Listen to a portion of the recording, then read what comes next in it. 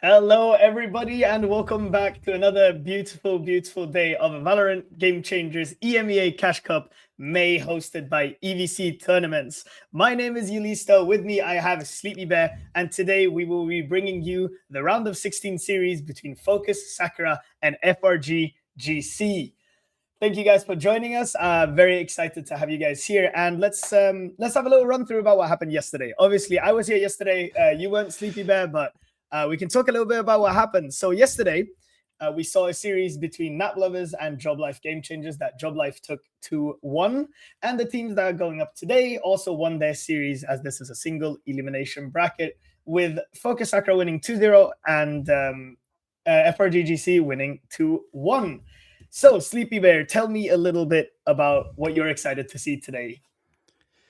I mean, I talked to you with you a little bit earlier about just the Neon nerf coming in, and also with coming to winning against 2-0 versus 2-1, it's so different because each like your skill level or like the day, but something is special when you go ahead and win the 2-0 against the 2-1. That is absolutely the case. Now, let's not dwell on that too long. Let's go into the map veto. We have the three maps today are Lotus, Fracture, and Haven. Of course, maps that we've seen various different amounts of play on. Lotus, a map we saw yesterday when Job Life beat Nap Lovers 13-0 on it. And Fracture and Haven, two maps that are quite unique in their playstyles, I would like to say. FOKUS Sakura starts on defense on Lotus. What do you think a defensive comp on Lotus needs? Tell me a bit what you're expecting to see from this FOKUS roster.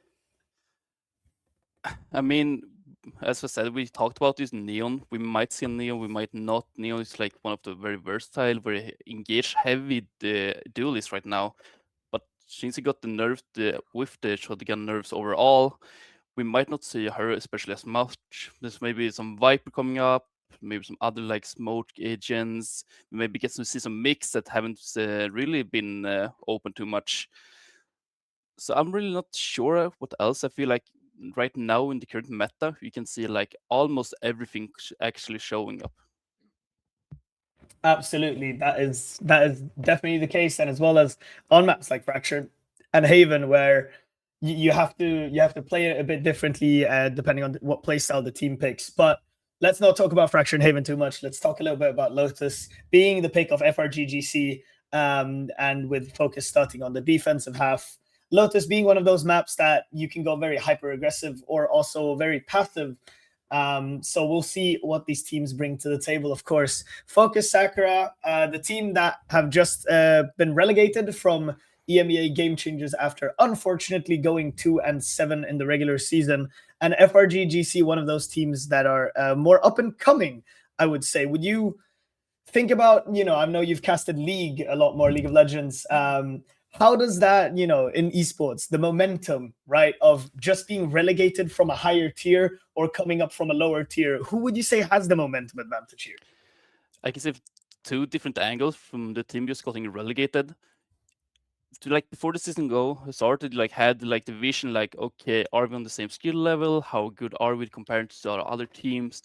So if you are not as good as other, you have that mentally prepared, so you know like okay, this season are not gonna go good for us at all.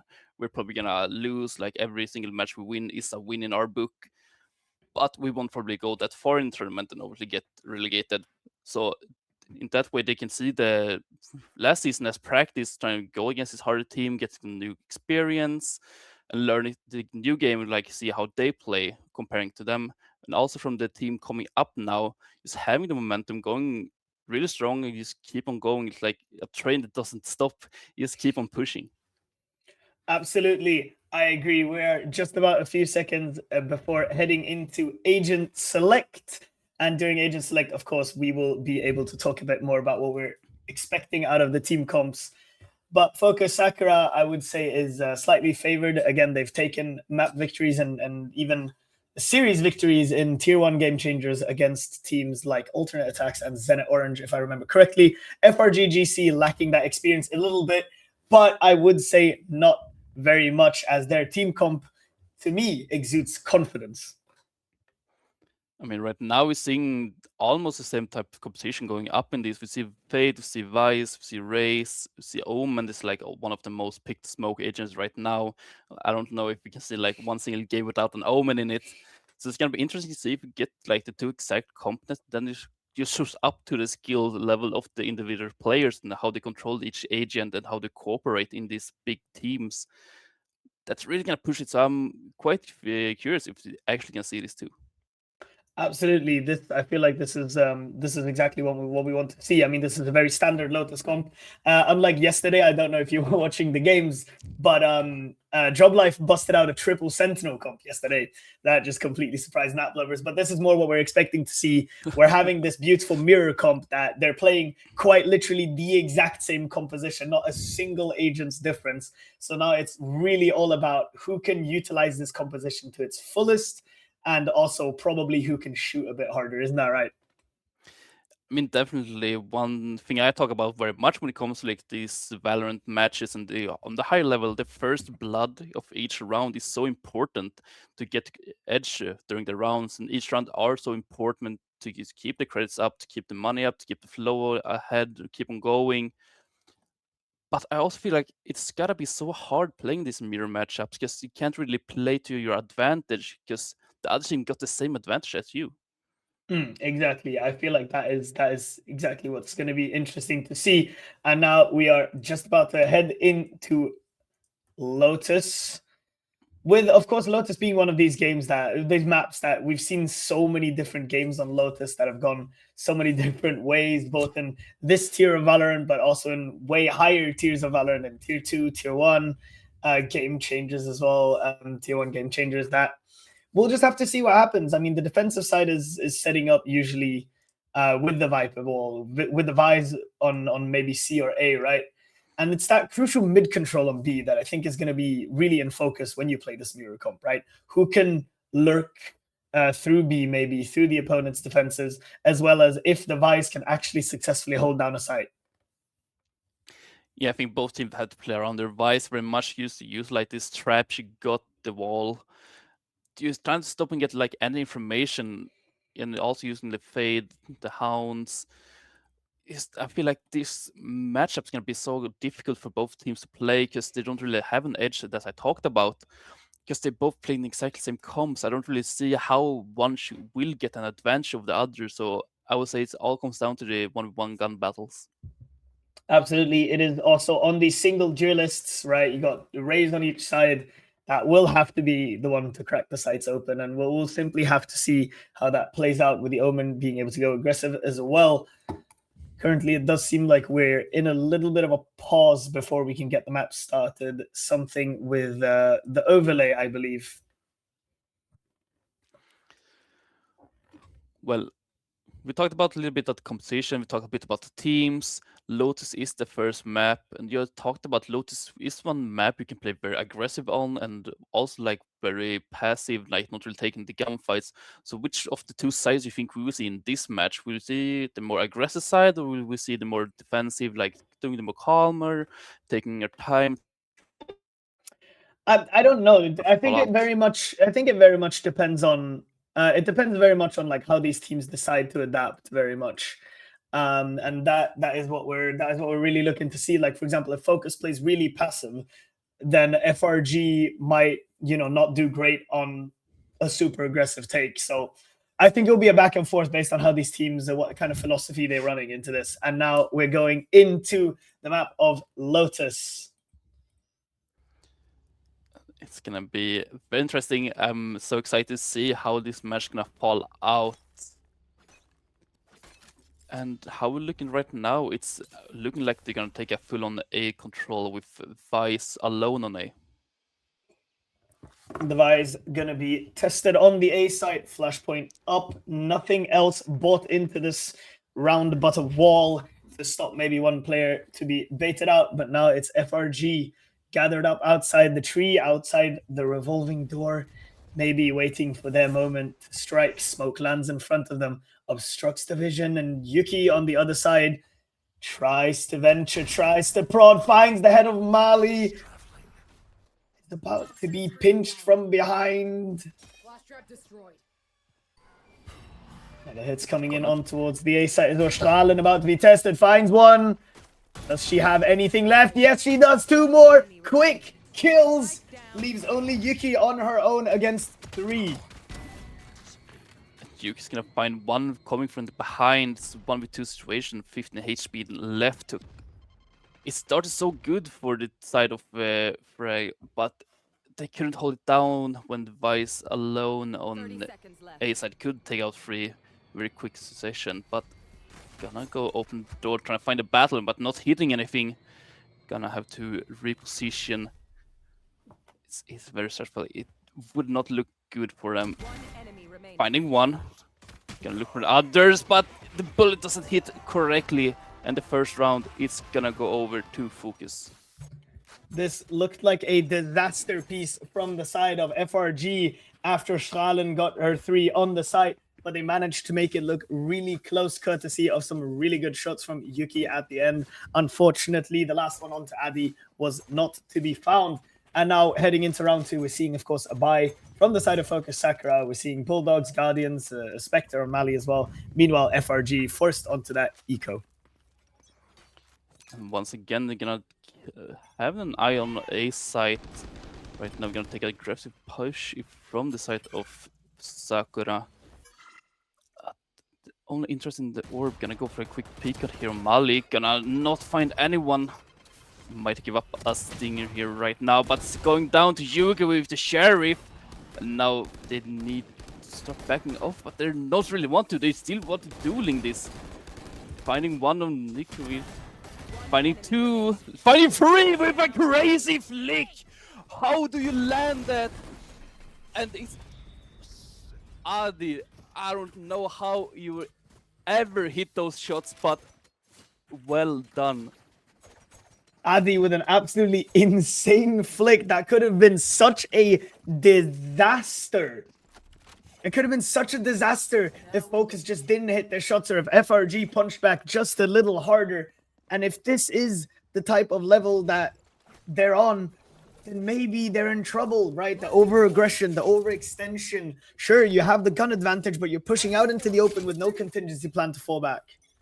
And now FRG looking once again to fake the A presence and maybe bait out some pushes from FOKUS, make them lose some of their players, and now gun advantage solidly in their hands with a full buy. Yeah, they did a push in round 1, so they're trying to see if they can get something out of it again with an early pick. We see though how Impernet has an outlaw already, might want to take a duel. They're still kind of scared and don't really want to push out anything. Adi making her presence known by shooting the Prowler with the Guardian. Adi and Mali, the 2 players here on towards that A side, and Kriyas pushing in up behind. Nade towards Rubble is going to find no mark. But in the meanwhile, Strahlen on the other side. Notice how the bomb is still down in spawn as well. This could be a very elaborate fake. But it does seem like FRG aren't really falling for it. They're staying put, waiting for them to overextend. Heavy presence towards A, but FOKUS impartial. The one going to be tested here any second if Strahlen decides to swing again. Swings, but a teammate blocks her vision and a shot does not land. Information now gained for the defense.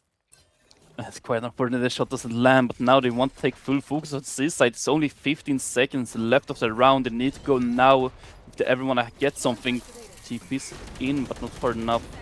Trying for the wall bang, but then swings comes from Yuki, gets traded back by Adi, and the round is just gonna run out of time. Wait a little bit too long to actually go for engage, but getting a final frag on the way out. Does that exit a little consolation prize for running down the timer? Their worst enemy seemingly in that round was not executing fast enough onto the C site. That's the stall util, that's the power of the Vice, being able to put down her thrones and just deny any entries like that. And now FRG once again back on the economic back foot. Only Zara and Impartial with anything from last round to speak of. Meanwhile, the side of FOKUS, 4x for everyone except Vilko the Viper, who's on that Guardian that is still ever so dangerous. Yeah, I really like Starham is holding down Seaside alone, such comfortable. Also, Yoja, a quick sheriff pick in the early round, might actually swing the round to FRGs, but they want to go against this Vice that we saw from last round with the Thorns. It's something you don't really want to do. Strahlen finds up a tag on Yuki, spots out one more as well. Now calls for the rotations from her team. The Boombot spots out Jojo as well. Information now to be had again for the defensive side, opening doors to prod a little bit, but Addy's standing ready in B heaven, maybe waiting for them to overextend a little bit. Strahlen, on the other hand, has bought so much time for a teammate to rotate in as well, and now shots are still fired, but information's not really there for any side right now. They're just standing in no man's land waiting for something to happen. Yeah, we might see a repeat of the last round, time running out, but now we see they do want to take a little further. The walls coming up, stopping them from engaging. Now they got some information. Showstoppers coming out, looking for something, not finding anybody, not going far enough. But we see Yuji also again going for the sheriff shots, but doesn't hit. Now they do want to do something. 15 seconds left of the round. Once again, they're going again against the Vice with the Thorns, with the flashes.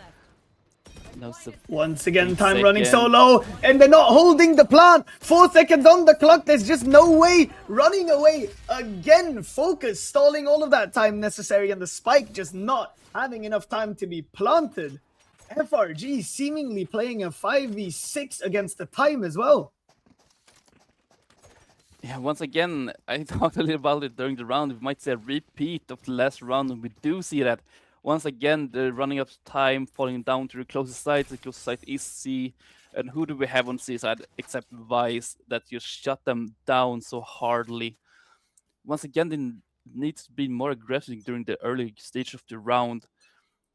Like they did the first round, they took super good control over the A side, but they didn't hold it all. But now, Yuji jumping all over the place, getting caught by Adi, finding one on Jojo. They need to fall back once again from FRG. Addy's 8-0 right now, by the way. Addy's got 8 kills, no deaths. He's an animal currently. And Strahlen from the back line picks off the counterpart of the enemy Vice, and now the 2v4 situation. The players are stranded at rubble. Strahlen on the way in from behind. Addy coming from the other side as well. Doesn't get anything, a teammate's taken from him, but that's a solid 5th round in the hands of FOKUS, and Addy just cannot die.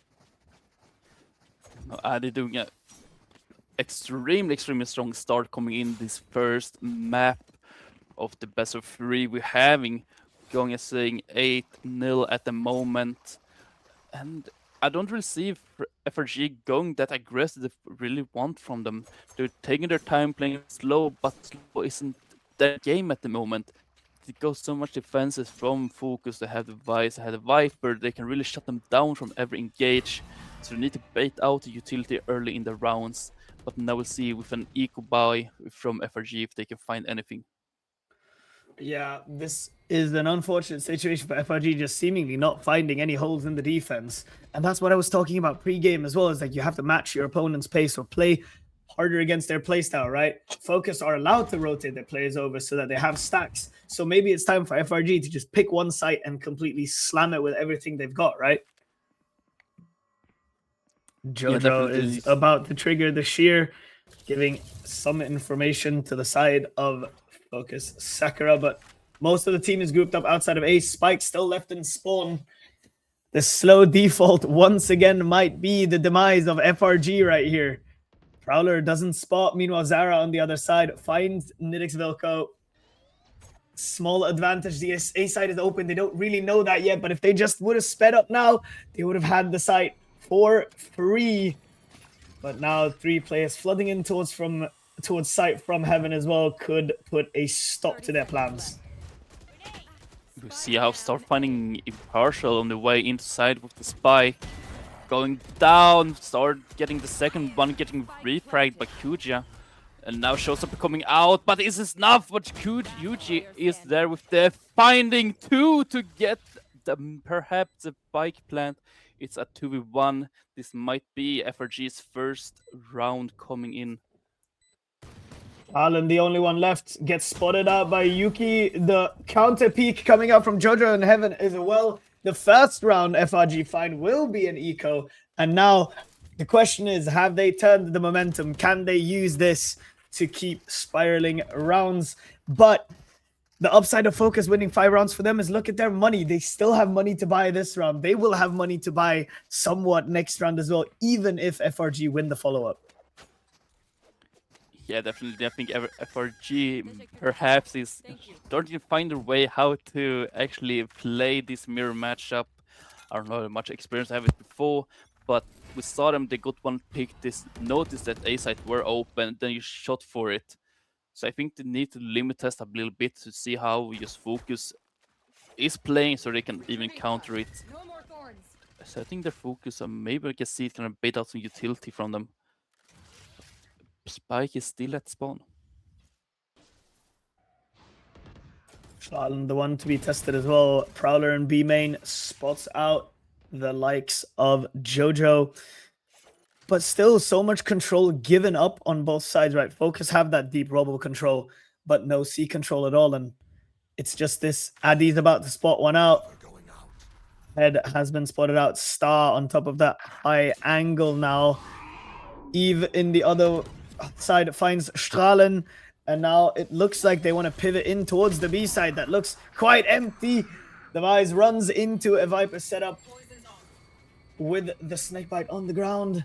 And now question marks in for the defensive line. They're rushing towards C. Nidix Vilko has to go absolutely massive. Finds 2 quick frags. Puts a stop to this push. And now Zara and Yuki, the only ones left on the side of FRG on the attacking side.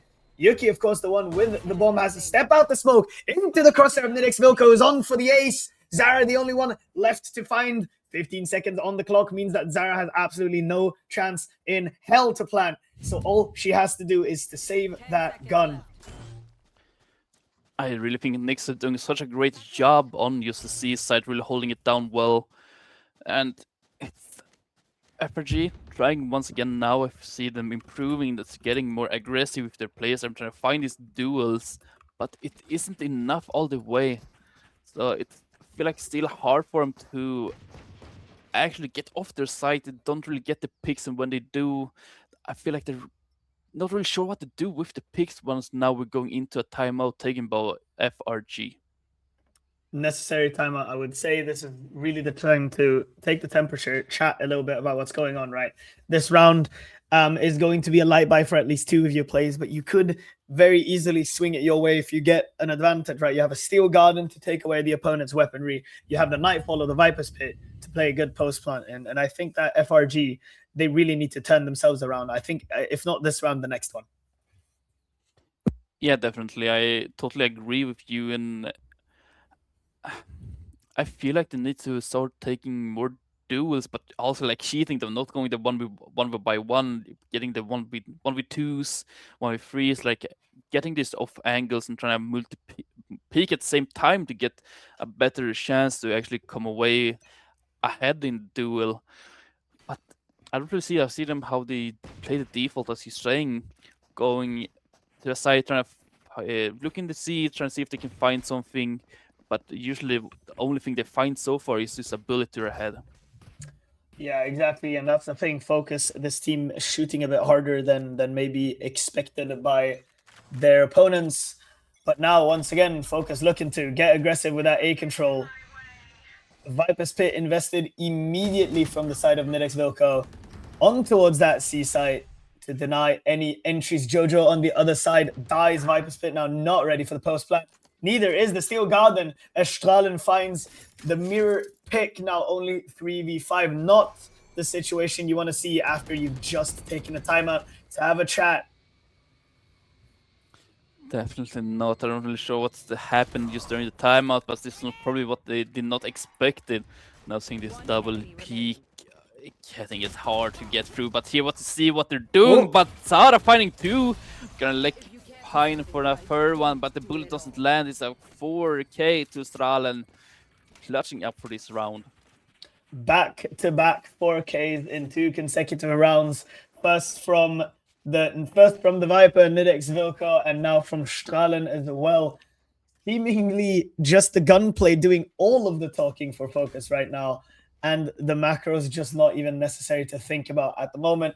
But I want to highlight the fact that we're seeing an attacking operator from Impartial Eve right now.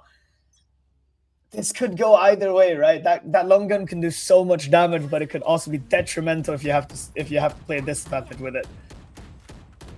I totally believe in the operator play. That might be the golden chance for him to actually get out and get to a better position, depending how comfortable Impartial is with the operator. Because I know myself, I shoot sometimes a lot better with an operator when I do with a Vandal or Phantom. So they might also say make it break it, but I am strongly believing that this operator might be the thing that might push him to an edge in this match, maybe get some more points on the score. Hopefully. So the only thing with the attacking operator is that your opponents kind of have to overcommit for you to even get an angle. Now the Grade is flying in as well. Utility has been popped by Strahlen. She's about to be tested. Steel Garden readied, ripped. And now the weapons are being taken away. Some of the team have lost their primary arms. And it's now just the classics. Jojo about to peek into Nidex Vilko. Timing's wrong for the side of FOKUS. Frag found early. And Molly trades it right back to a 4v4 through the smoke. Strahlen! What a player she is. The operator managing to be shot down, doing absolutely zero work. And the defense holds strong. Yeah, the operator wasn't the call for this match. We see them once again playing this defensive by the operator, sitting way in spawn, waiting for someone from FOKUS to push up. But there's no one coming. You can sit in spawn with the operator and with Vandals and whatever and wait the entire round. You know that FOKUS is not gonna show up. They will stay on site. You're gonna lock it down. And if you want a gun battle, you better bring it to them because they ain't coming to you. Yeah, and now Adi, the one to pick up the operator, dropped last round. Not only did you not find any value with the operator, you gave it to one of the deadliest players on FOKUS as well. Adi, of course, the duelist with the operators. Ever so dangerous. Has the showstopper ready as well if they overcommit. Although worth noting, Strahlen has been picked off. So there's no Vice set up on C. And Impartial Eve about to be tested, finds the first, not the second. Operator for Adi finds one. The Guardian doesn't find any kills until Adi re-swings with her shoulder. Star is about to be tested, runs away now. Doesn't have any kills now. For the first time in a very long while, FRG with the numbers advantage as well. Nidex Vilko says no, shuts it down 2v2. Even fights now. Kuya, the one, doesn't find anything. Zara with just a Bulldog has a spike plant and 2 players to find. Meanwhile, they're about to pinch her onto the site. Has the Nightfall as well as maybe an ace in her sleeve, unless Star turns at the right moment and finds her third for the round. 9-1 to FOKUS. This is a round that should go to FRG. They had such a good opportunity. I thought they played more aggressive, getting this advantage in the numbers, but losing them one by one in not maybe the smartest way, going away blindly, not even trying to trade each other back. This run shouldn't go to FRG. So I think they need to get more aggressive. I think this is what's working, but soon we will flip sides and maybe then we'll see FRG actually pulling through with this more defensive style composition. Maybe so. I think FRG's main problem right now is just the unwillingness to use their ults at all. They found some pretty big damage, both Mali and Star taken down to 5 HP. Now would be the time to try and use those ults to turn the round. And as I speak, the Steel Garden comes in, rips away the weaponry of anyone who decided to stay, but nobody did. Now the reveal showing so much. Kuya, why are you not popping the showstopper for the easy frag? Adi, on the other hand, is the one to pop. It finds 2 quick ones with utility, and this is absolutely fallen apart for the side of FRG. This looked so winnable. Almost every player on FOKUS so desperately low on HP. Yeah, it wasn't much in the HP value of the player from FOKUS, but also there was FRG having the eco run with Sheriff, but also having the full side control. But once again, as you're saying, they might be a little bit too afraid to use their ultimates at the moment, and maybe even using them too late. But now we see they're having 3 ultimates left and know that Sakura doesn't have any ultimates, so this is the round that they need to use them. Absolutely, this is 100% the round. I mean, it's the last round of the half. If you don't use the ult now, you've burned them for nothing. Jojo, it's important, imperative that she stays alive to use that Viper's Pit either on a take or in a post plant, or maybe even both. Addy, the one to fall first. And now it's just a question of who dares venture, who dares peek. Mali, the one to put Kuya into the ground, and now quite an unfortunate situation. Pressure being created just by the fact that Jojo's still in rubble. Nidix Vilko has the read though, and now the B site is about to be tested. Zara has a Nightfall that she could use.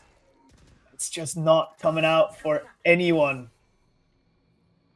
No, Nightfall right now would really help in this position, getting some information, maybe be able to push out on the site.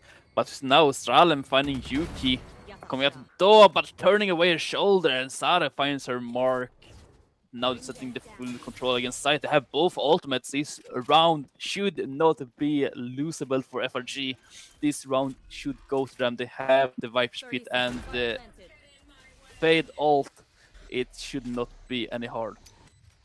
Viper's Pit goes in as well, forcing FOKUS into an uncomfortable retake. Sure, they have the numbers advantage and they could scout with the Omen ulti from the shadows, but still question marks to be had. Nightfall as well comes in, marks 2 of the players.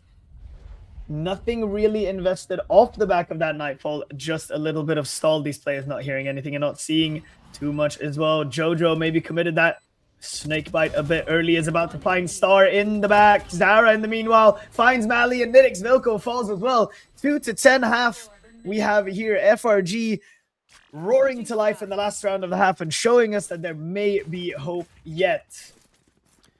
Yeah, as we were talking about, we got 2 ultimates, we got the Viper's Pit, we got Post Plant. This round should be awesome. FRG really showed that they own the round, and they actually come home with it. Now 2-10 in the score. Now we're going over to side swap. Let's see if FRG can do the thing that FOKUS did on defense, or if FOKUS knows more about this mirror matchup and can actually use it to their advantage. That will be the big question here, of course, is how will these 2 teams stack up against each other? And it looks like FOKUS have a bit of the read that the A is the weak side. Sure, it's the Vice side, but there's only one player there. Now we're seeing already different in the playstyle of this composition. Putting Vice alone on A side, meanwhile we're stacking on C side. And as you're saying, see, the A side is gonna be the main objective. Opening the door. Does not see any rotation yet from the side of FRG. They gotta know by this point there is something going on, wall going up. See how they... No information from Stralem, just turning away, but now they're executing on A side and getting the full control. FRG has only one defender here. Now the others are rotating in 3 on the flank, sorry, as well. 2 up in heaven makes this really awkward. Strahlen has taken contact. Wall has been popped, and Jojo in the meanwhile finds the kill. And now it looks like FRG, 4 people in main and 1 in heaven ready to flood back in. Impartial finding Nidix Vilko. Star, Addy, and Mali asked to 3v5 here. The classic shots just not landing right. And Mali and Addy make a really good go of it. Star, in the meanwhile, finds it. Now it's back to a 2v2. Addy's shots just aren't really sitting. Star with 21 HP cannot hold. FRG take the pistol round, and there is life in them yet. Definitely FRG takes the round, and even though they choose to play White on A side instead of C, see how to utilize it, waiting for the entire team to come and just playing the post plant instead of trying to contest them going on site. This might be a tactical call from their side. They know that Sakura just shoots better than them at the moment in this map. Maybe using that to their advantage. Okay, we're not gonna try to stop you from getting to the site, but when you're on it, we're gonna come from every angle, and we're gonna create so many options for you that you need to check so you can't even control yourself where to look. Exactly. Kuya, unfortunately, the duelist for the side of FRG having quite a rough game, but there's always more utility to be had on the defense if you cannot attack with your full ability. And now Focus, once again, 4 people in that A main. A still the weak side as well. Chojo spams through the smoke, finds Addy a few tags, and Addy's a bit low now. The Razor Vines come through, spray as well. Addy only on 11 HP somehow lives all of that spray. Goes up into heaven, maybe trying to catch Jojo off guard.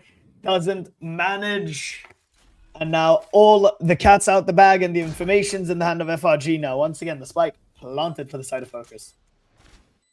Spikes planted, getting some damage off on just partial. Finding 3 people, finding 2, but it's not enough. Getting back traded by Mali.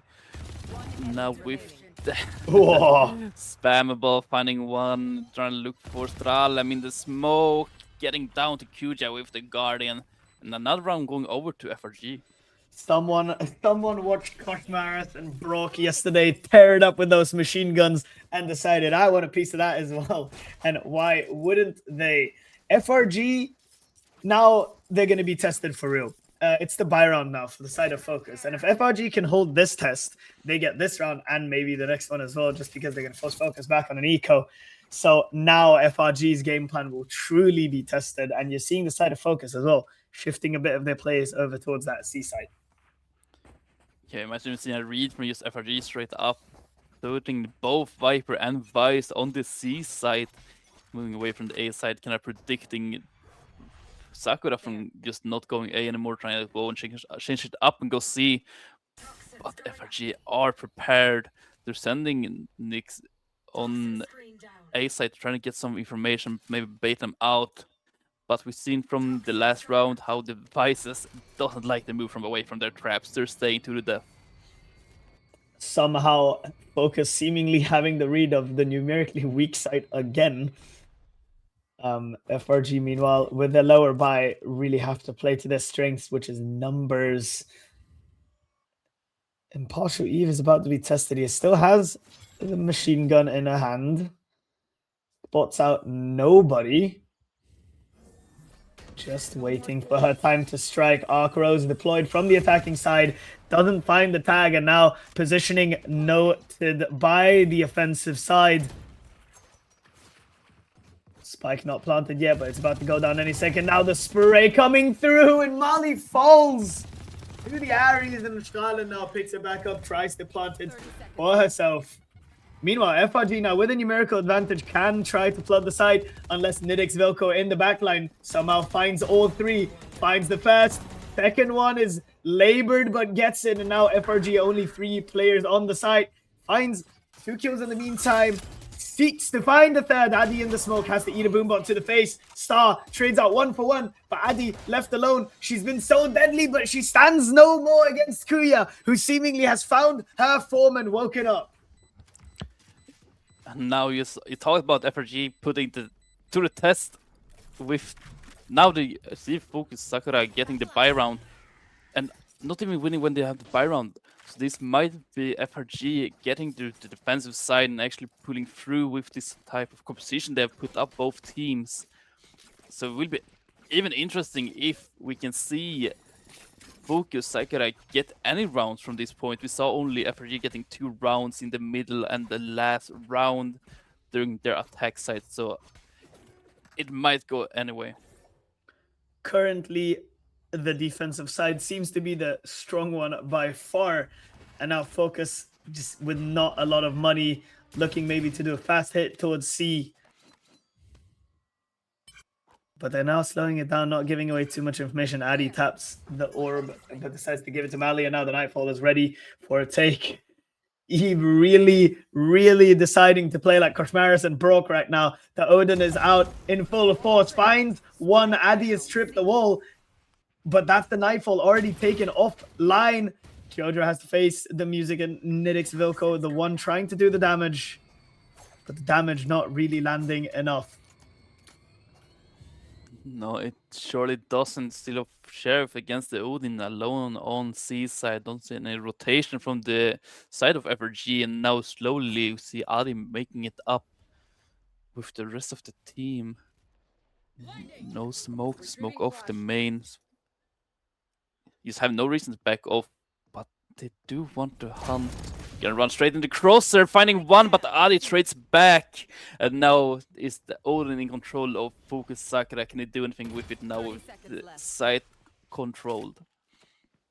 Side controlled indeed, but only one weapon on them. Meanwhile, Zara in the back line. Nidix Vilko oversteps a welcome and is immediately sent off the property. Yuki holding the blind side, has sent it in, and now forcing Star to use both her TPs to reposition.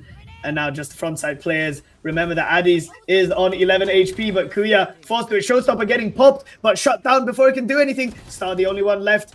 Doesn't find Yuki, doesn't find Jojo, and stands no longer. FRG with a 6th round, determined to try to equalize the scoreline. We talked about last half how FRG was afraid to use their ultimates in the middle of FOKUS. Actually was maybe too confident to use their ultimates, and so now showstopper getting popped as soon as you get it. We just get her shot in the head ASAP and loses the round. FRG on the win streak now 4 rounds, 5 rounds even in a row at the moment. And they're slowly but safely creeping up to the 10 score that FOKUS Sakura is currently sitting on. FOKUS Sakura now with one more chance to prove themselves onto that bye round. They really have to find something of substance here. Because if this round swings the way of FRG, again, FOKUS are in big trouble. Nidix Vilko slowly poking and prodding with Kuya on top. Delayed reaction with the operator, but ends up finding it. In the meanwhile, Yuki shows off her shoulder to the crosshair of Strahlen and Star, and thus losing a big chunk of HP in the process. Jojo, the one to shoulder swing. Mali is getting ready. Impartial Eve loses, and Strahlen has walked her way all the way into their lines. It's a massive pick on Partial, just on the Vice on C side, no control left, no traps or anything, and now he's going to freeze Spike Clan from the side of FOKUS. We see Jojo want to find something. Smoke is currently somewhere, they're waiting for the users to go down. Double whoops getting used. See how they just sitting and wait. Nightmare getting used. Showstopper coming out, trying to find something, but doesn't. Strahlen with the Odin pickup. Also Mali. Strahlen with the Odin from the flanking position. Trying to find more. Want the 4K, but gonna run up to the shorty and falling. Strahlen getting too cocky with it, but goes down to the end to FRG. But another round for FOKUS. FOKUS finding their first attacking round off the back of 3 pretty massive ultimates being used. They had to force out the showstopper, the Steel Garden, and the Nightfall to even secure this round. Meanwhile, on the side of FRG, only Kuya using her ultimate. They still have the Steel Garden and the Nightfall to play around as well. Both teams 2 away from the Viper's Pit. It's going to be a race to see who can cycle back these ultimates fast enough. That Viper's Pit, ever so lethal in the hands of an attacking team if they get the spike plant. Yeah, definitely.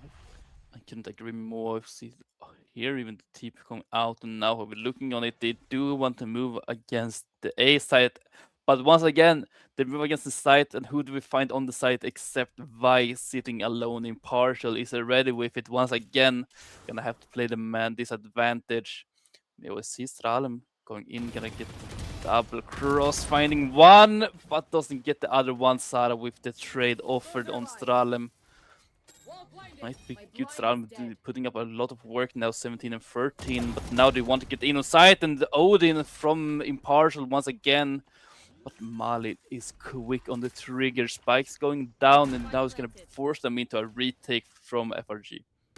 Retake situation. Zara still has that Nightfall immediately invested into the disadvantage as Yuki falls to their mirror matchup. Jojo and Zara, the ones on FRG, with a lot to do. FOKUS can just dig in and wait. Mali has that haunt still ready door clicked open, and now Jojo Giving question marks into the lines of FOKUS. Finds Nidix Vilko. Has spotted out Mali as well. Zara waiting for her moment to strike. Has to swing into both of these players. Finds none of them. And now time is running so low that there is no defuse in sight. FOKUS bring themselves up to 12 to match point with 6 chances to close out map 1. Yeah, FOKUS decided that FRG had too much fun. They got 5 rounds in a row and they thought, okay, that's enough for you. We cannot see to close this map. And once they set themselves on the match point, as you're saying, still we don't see a Viper ult from FOKUS yet, but we see that Georgia have picked up her Viper's Pit. Might be useful to get 1 round secure, but what are they gonna do next round when Nidix also got her Viper Pip? So it might be better to possibly save it for a possible next round. Possible, but FRG with their backs against the wall now has everything to do, and Strahlen is trying to put a stop to it immediately. Finds Kuya and half the HP of Zara as well. Now desperate times are calling for desperate measures, and FRG, it's starting to look dangerous for them, especially if Addy starts to chase. Throws down her grenade and now decides to venture, decides to walk into the enemy lines. But they're still pivoting, they're still running. FOKUS have no intention of stopping at B, and Yuki with a chance and a timing. If she just picks it up, Star in the meanwhile, the luck finds Jojo. 3v5 situation, guns not in the hands of FRG as well. There's going to be a lot of work to do, especially because our Viper Pits are offline now. Steel Garden, only thing you can really work with. Impartial Eve, is it about to be cleared? I thought they missed each other on the timing. It's quite unfortunate, no Steel Garden to use. Yuki only 1 left from the shadows. Trying to find someone by getting picked by Adi coming up, and now it's Sara alone with the Sheriff against the full team of FOKUS Sakura. In a real world, it's not much you can do in this situation. It gets slowly picked. 39 HP means she is 1 shot to literally anyone that looks at her the wrong way, and Mali decides to stare her down. FOKUS Sakura 13-6 on Lotus. What a game we just witnessed. Wow, wow, wow. FOKUS looking super stable in the first half, going up 10-2, and then FRG stabilizing out a bit, bringing it back to 6-10, and then FOKUS with 3 rounds in a row, very convincingly taking map 1 of this series. Map 1, of course, was Lotus. We will very shortly be going to a break before we'll be back with Fracture, which is FOKUS Sakura's pick. So don't go anywhere. We will be right back with Fracture.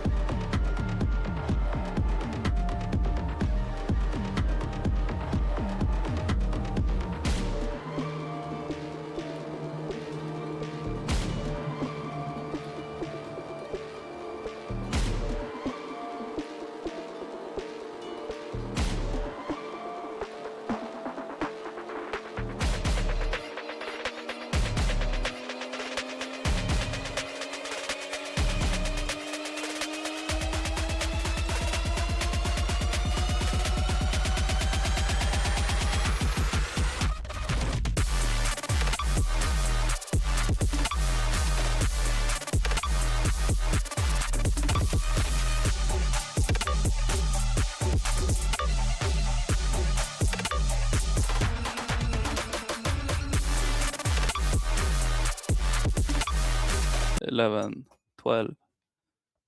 Welcome back, everyone, to the round of 16 of a VCT EMEA Game Changers Cash Cup May, hosted by EVC Tournaments. If you guys are just tuning in right now, we saw map 1 Lotus go 13-6 in favor of FOKUS Sakura.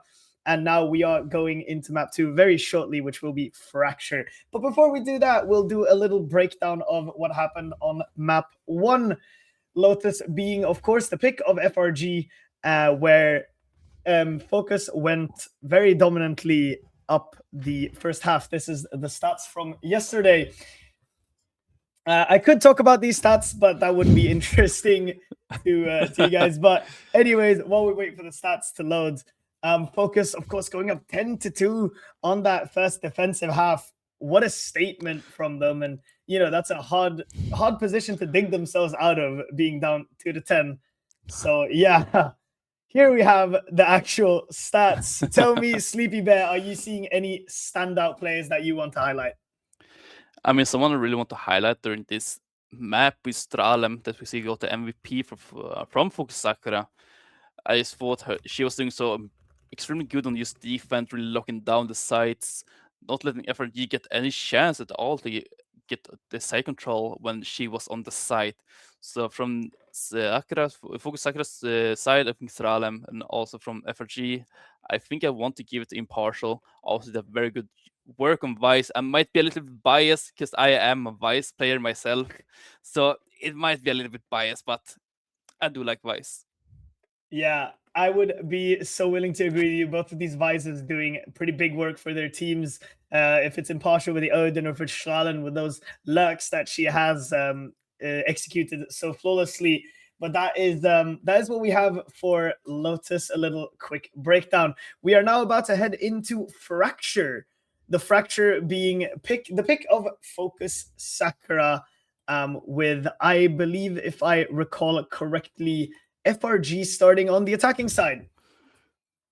That might be the case. That might be the case if I remember it correctly. We now have an agent select. Let's talk a little bit about that. We are not still on Lotus, but sure. Yes, Lotus is not the map we're going to Fracture, as we said, and we already saw quite some agents that they were hovering. Saw Vice already looked in from FRG. We saw Euro hover. That I could see. It was very quick, but I'd be happy to see another Vice in this game. But also, Ulysses, what do you think we can see on this Fracture? What is some agents we can expecting to see? This Fracture, I love Fracture, obviously. Big fan of the Fracture map. It's just mostly about Fracture being that map where you can pick weird agent compositions, right? Agents you wouldn't normally see on other maps work great on Fracture. Brimstone being one of them, Chamber being one of them as well. I believe we've seen a lot of Teho on Fracture. I don't know if you remember, just over a month ago when I casted the finals of the Swedish National League in Valorant, and we saw Fracture on map 5. There was a Teho on both sides. So I'm very excited to see what duelist they pick as well, because Fracture being one of these teams that the duelist pick does a lot, right? Either you can pick a Jet, which doesn't always see too much play. Neon's been popular on Fracture earlier as well. I believe they pioneered the Neon on Fracture, even Evo Geniuses back in 2023. But now we're seeing a lot of what I'm saying. See that Seho is already there. Astra is an agent I forgot to mention as well for Fracture. But what are we feeling about this team comp, Sleepy? Tell me. Well, as you said, Fracture is a very good map where you can play a lot of different things with just Fracture. So it's really fun to see. We can see so many different agents being able to play on just Fracture as a map. So I'm really excited to see the Phoenix coming out from the side of FOKUS Sakura, the Brimstone, as you talked about, the Breach.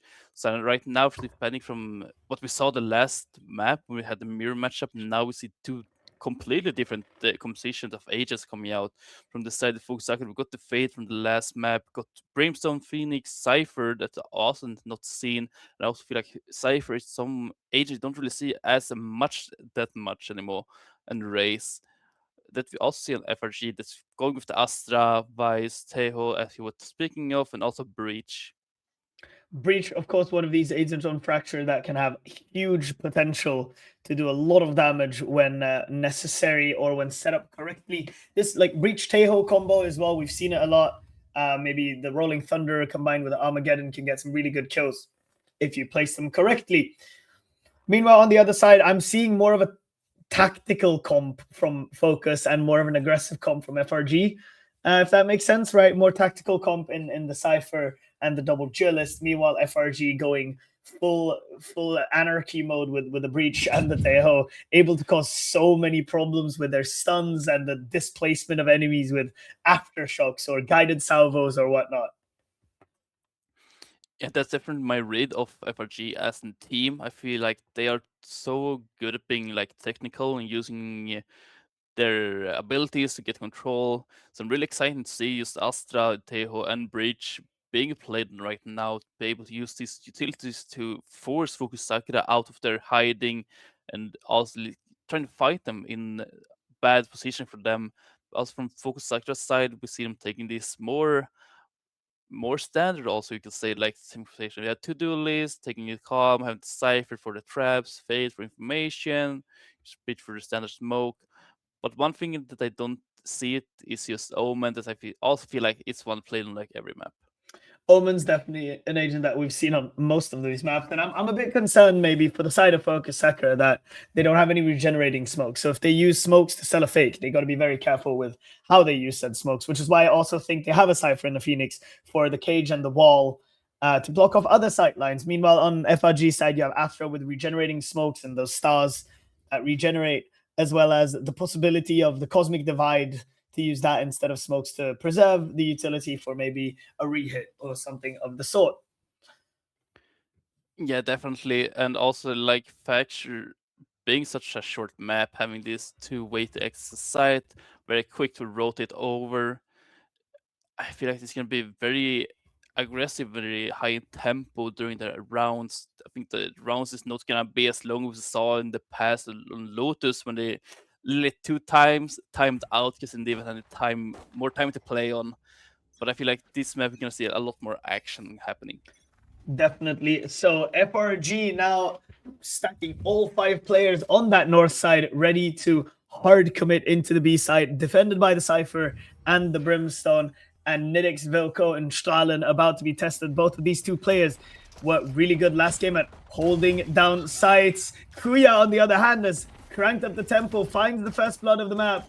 Nidix, Vilko being taken down and planting fast and early in the smoke. Time certainly not something they're going to let them run away from today. A 3v3 retake now for Strahlen, Mali, and Adi on the side of FOKUS.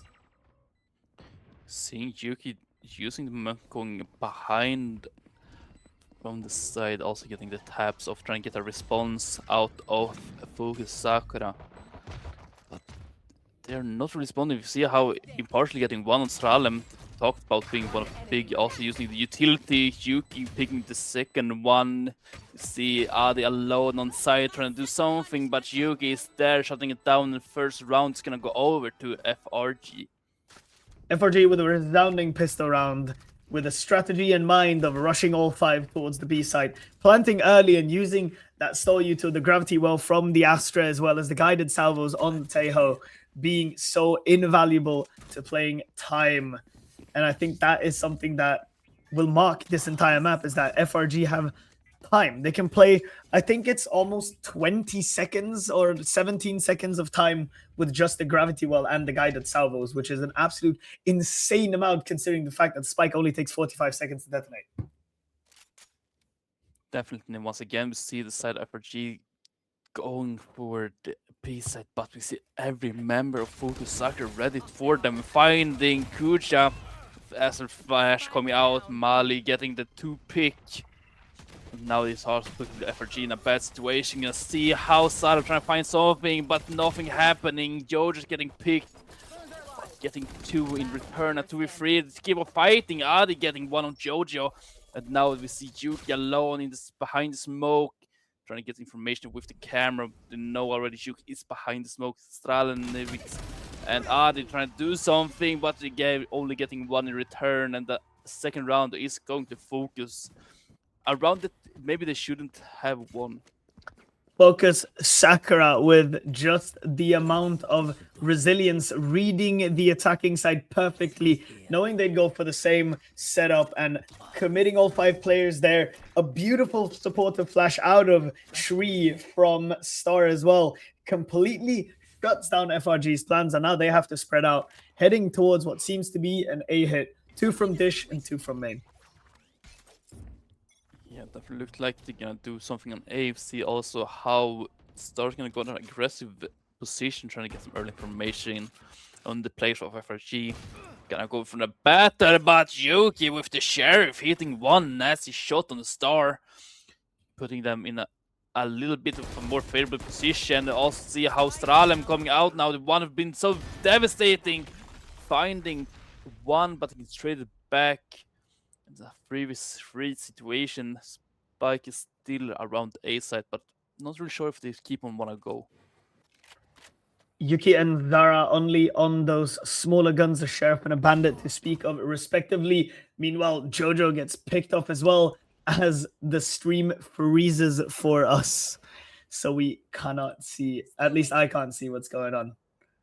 Well, I can. It's a 2v3 situation at the moment.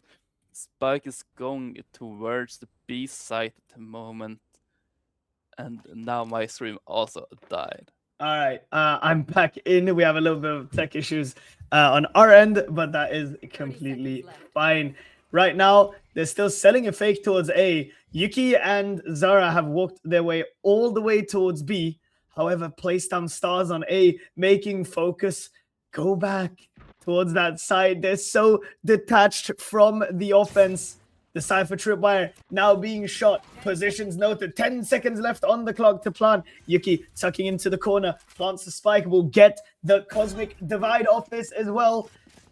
And now having just a little bit of time to set up, the Nightfall being prepped from Mali as well. Cosmic Divide available, but Nightfall's getting used from the side of FOKUS Sakura. Trying to find them, they know they're both playing up. Not find the bullets on Adi, but getting flash is devastating. No one's hitting anything. Sara finally hitting Adi, but Mali is there to back it up. Putting that around towards FOKUS Sakura's side. What just happened going up towards the ropes?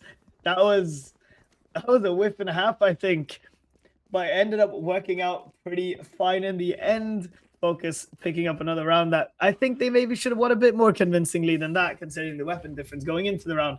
Anyways, now it is round 4. We have a full buy for both sides. Yuki with the Cosmic Divide. Jojo, one of the Steel Garden. Meanwhile, FOKUS Sakura bleeding a bit dry on ultimates right now.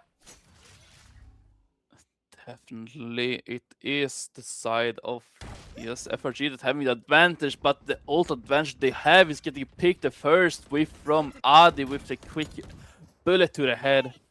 Now they're keeping pushing through the spawn, trying to find something, not anything. Sara hitting 2 impartial back it up, and once again Mali coming again from as the last round, coming cleaning up what's left. And now it's putting ghosts in FRG's heads and trying to figure out where this beast of a beast is. Mali hiding. Stralem finding 1, finding 2 with need of the high-low. It is quite hard to play around. Yep, it is quite difficult for them to play around this. These players now seem to have taken control of the situation and have just figured out FRG's attacking side. Now the question is, can FOKUS keep this momentum going? Mali currently 11-2, has more kills than the rest of her team combined. If she goes cold, FOKUS have lost their ace, or if the others don't wake up soon, there is no ace. 11-2, it is risky to rely on a player like that. Yeah, definitely. See again, FOKUS Sakura taking the lead from the they did the last map. We see now the players of FRG is playing quick more scarcely, not really pushing at much, having the only Sheriff, not any thing really. They have Steel Guard and Cosmic Divine, but there's nothing you really want to use on just eco round. Gonna find the first duelist here. Focus Star finding it too. Yuki on the trade back. But gonna have to try for something. Ooh. With a nasty sharp shot to Nick's head. And it's gonna set the Star from them having 4 HP and the regen shield. Gonna put her up to a little bit more HP, but it's not clearly enough. One bullet is gonna do it for her. And also one nade is doing it also, but Adi with the outlaw securing the round for Focus Sakura. This round was really defined by players that weren't Mali. I would just like to highlight that she used the ult 2 rounds ago. She's 2 away from hers again. She still has more kills than her team combined. She's 12-2 right now. It's an absolutely insane player going nuclear for the side of Focus. And how do you deal with it as FRG? You really can't. You have to start strategizing around it. And FRG now have the possibility to slam this round into their own basket. Timeout to talk as well. I would expect so, considering the fact that they have 4 ultis and are only 2 away from the 5th. This round has to be theirs. They have to turn this one if they want a chance back into this game. Yeah, they have 4 ultimates. I'm expecting to use at least 2 to get in the full side control and the spike down. The only thing that can go wrong from at the moment is they used both like Showstopper and Still Garden to get into the site, but getting blown up by Adi's own Showstopper.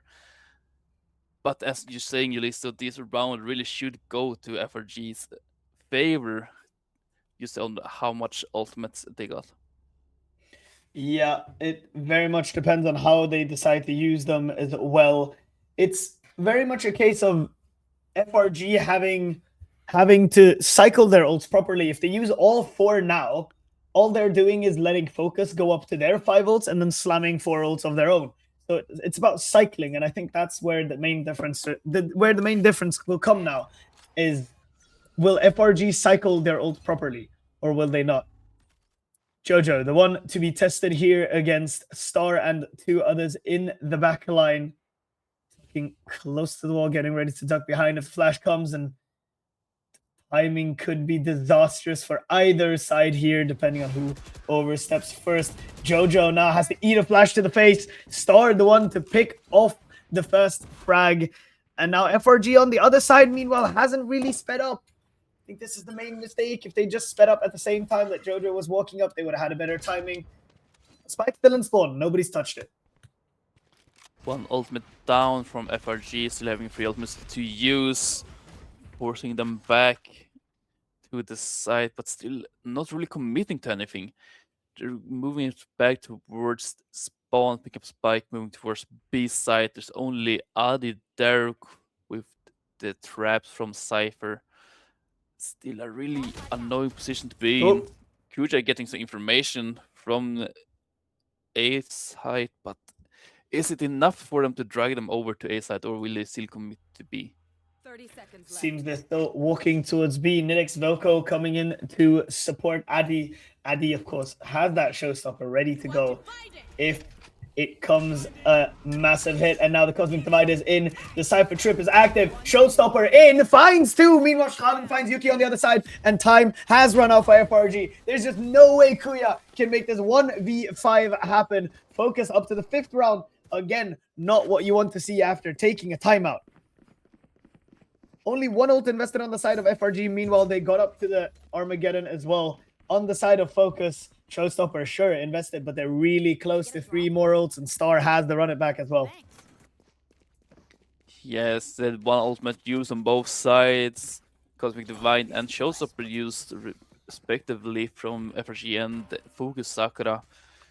Still, 4 ultimates to use from FRG. I really want them to just send it with the ults. Now instead, it's the Sakura sending it with Star going it, popping, Star. finding 2, helping even Nidix to commit and get some frags of her own. It's another quicker round that might be going to Focus Sakura. Kuya and Jojo, the only ones left in Suez. Their positions have been noted as well. shooting the camera. And now what a desperate situation to be in. Kuya once again having a bit of a quiet game. 1-6 right now. Not really what you want to see from your main duelist player. Star, in the meantime, gets her head taken out by Kuya. Spike still firmly in the hands of FOKUS. And Jojo and Kuya have 55 seconds to figure out what to do with all of this information that they have. And there's not much left for them to do, honestly.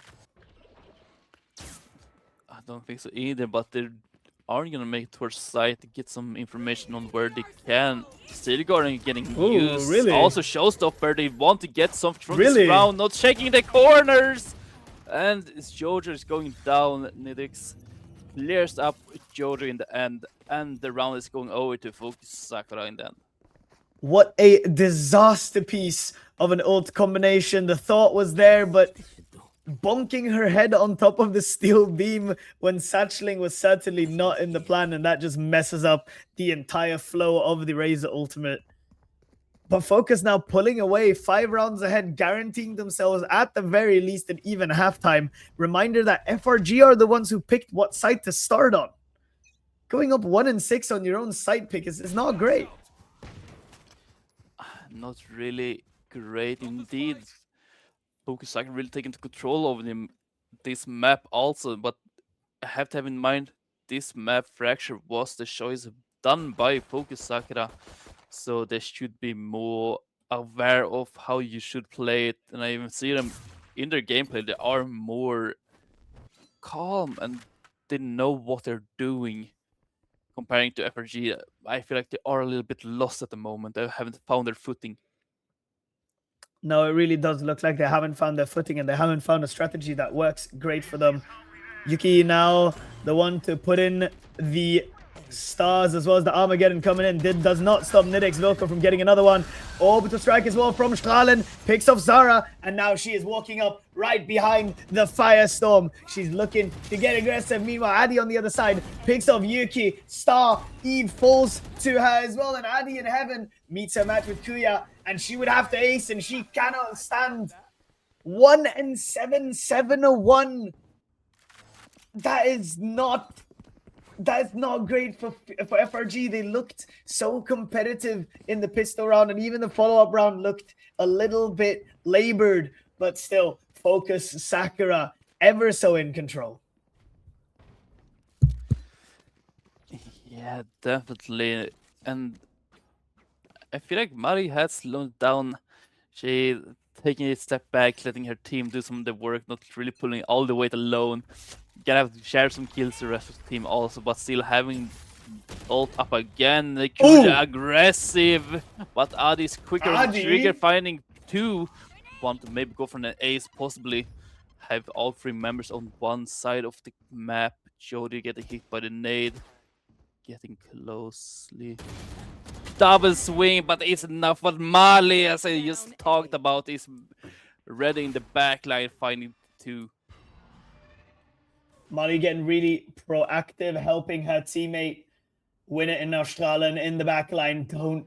Don't tell me she's going for the knife. Strahlen's going for the knife. Oh my god. Oh, maybe not. Hello?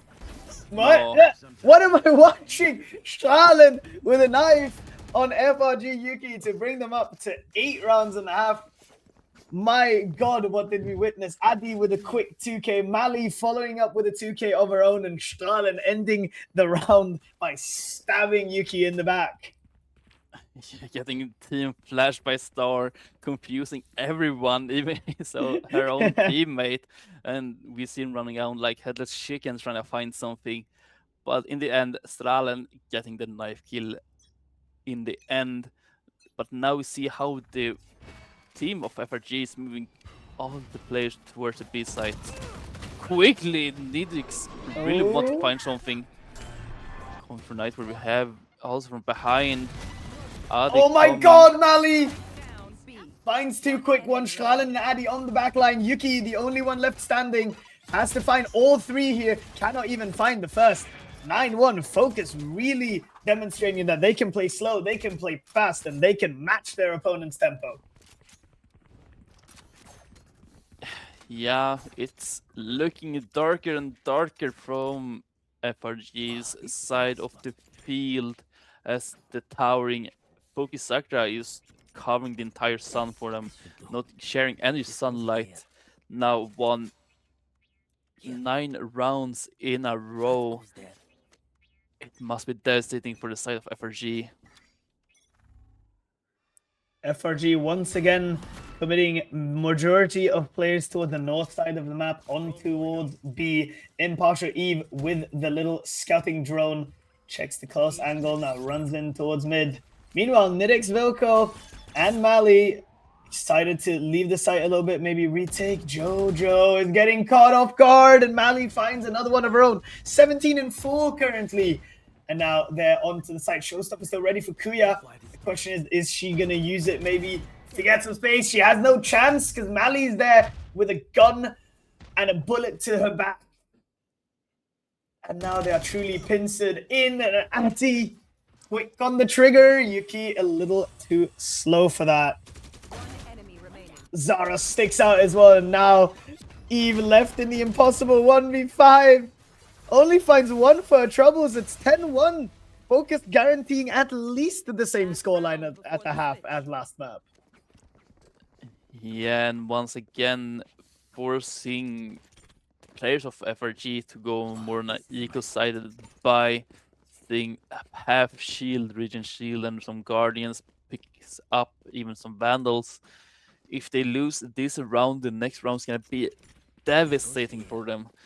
So they really need to pull out their soul into this round. They really use his ultimates. I really want to see Astra ult coming out to really take control, but Showstopper instead coming out from Adi, not finding anyone, but Strahlen getting caught in the cross. Kuya in the meanwhile finds one more. Star, ever so reliable, takes a bunch of damage, pops to run it back to save her life for just 1 second. But FRG now with its tempo cranked up, with the tempo pulled to the maximum now, has a plan, has the Rolling Thunder ready as well on Zara, as well as the Armageddon to stall out the spike.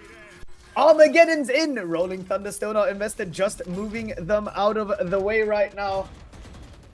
But Mali and Adi are still alive. The two star players on FOKUS, both 18 and 16 kills respectively against 4 on the side of FRG. Rolling Thunder gets pulled in. Nobody caught in a vulnerable position. Nidix Vilko, though, peeks out of the corner into the barrel of Impartial Eve. Only Adi and Mali left, the two star players. It's not impossible, but it's certainly a long road to climb, and Zara puts a stop to it and puts them both in the ground. Same scoreline as after first half from Lotus. As you say, it's the same scoreline as from Lotus, and right now the side swap, see a very clearly pattern in the rounds. One the first and one the last, and everything in between doesn't matter. It is 10-10, 2-10 to FOKUS Sakura at the moment. You can see if FRG can do as they did last map, pull some rounds back, maybe even coming back completely this time. We saw them winning 5 straight rounds from the last map, so maybe we see them do it once again. Yeah, we will see if that is the case indeed.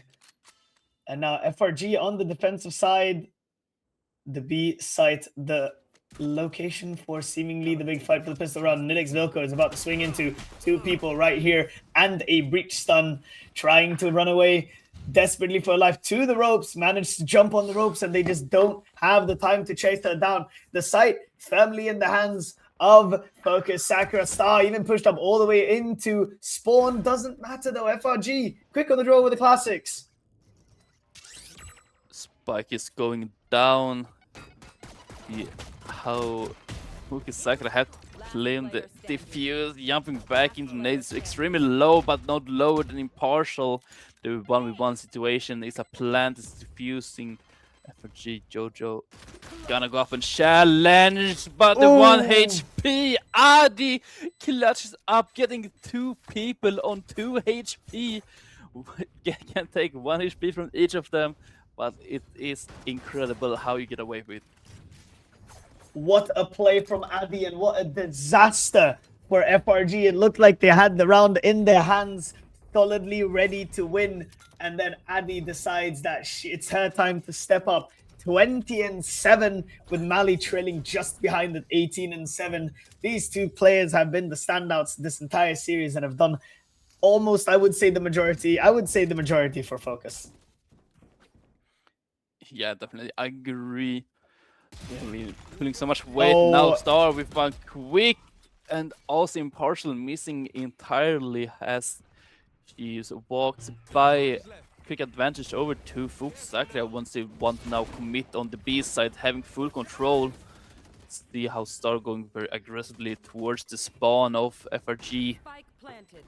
Star not one to be outdone by their duelist Addy as well. Decides to get proactive and ready to strike. FRG with a desperate buy here, trying so hard to not let FOKUS go to match point, but it's just Yuki and a Spectre. What can she do against the might of FOKUS? And the answer is find one, but nothing else. FOKUS 12-2. What a statement from them. 12-2 indeed. Yeah, FOKUS Sakura looking to close up this series and take home the victory at 2-0. Showing off some duck action also here. I gotta say, I do love the little squishies you can squish in Valorant. That's probably one of my favorite features. Big fan of the bear. Big fan of the bear. What is that? It's the bear and the duck now, right? It's only those two. Yeah, it's the duck, and then I think if you're in a lobby with your friend who has the same flex and you're fragging under them, you get the goose. If I remember correctly. Anyways, let's not stray too far from the game. It's a library, and FOKUS has their library card because they are going towards the empty site, and it is quite literally empty. There is not a single soul on B. There is nothing to speak of on B, actually. It is as empty as a rat's nest in winter. Mali doing good work, faking the A side. Now they got to really speed up towards B. Well, I say they really got to speed up. They've got 5 rifles. FRG have a 4-spy. It isn't pretty. And now the site is completely theirs. And what can FRG do but try to 5-man retake with worse guns into a site where FOKUS has had time to dig in? It will definitely be hard for FRG to take this back, but it's not impossible now. Star quick flick in the smoke and trying to get anything out of the smoke is disgusting. But Jojo's finding Star in the end. Is a 2v2 at the moment. Really pushed them too far, getting 2v2 in this situation from the retake. Spike is ticking down. Taking some damage on Stralem up in tower. It's looking hard. They need to find something, FRG. Adi from the corner finding the defuse. But the spike is gonna go off in the end, and it's gonna be FOKUS Sakura taking home this BO3, and congratulations to the victory. FOKUS Sakura 13-6 on map 1 Lotus and 13-2 on Fracture. It is a bridge too far to cross for FRG, GC, and FOKUS Sakura have cemented themselves as the winners of this round of 16 match. They will be moving on in the EMEA Cash Cup. Wow, wow, wow. That is what a map we just saw, right? Another 10-2 half, except this time FOKUS just pull away with the pistol round, the bonus round, and then the buy round as well. Bridge too far, but I would still say that I will still say that I think FRG had a really good showing. There were glimpses of greatness that I think if these players just stick together with each other and work on that, they're gonna be competitors and they're gonna look really good as well. Yeah, I totally agree. I also saw so many good things from FRG. And I totally agree with you.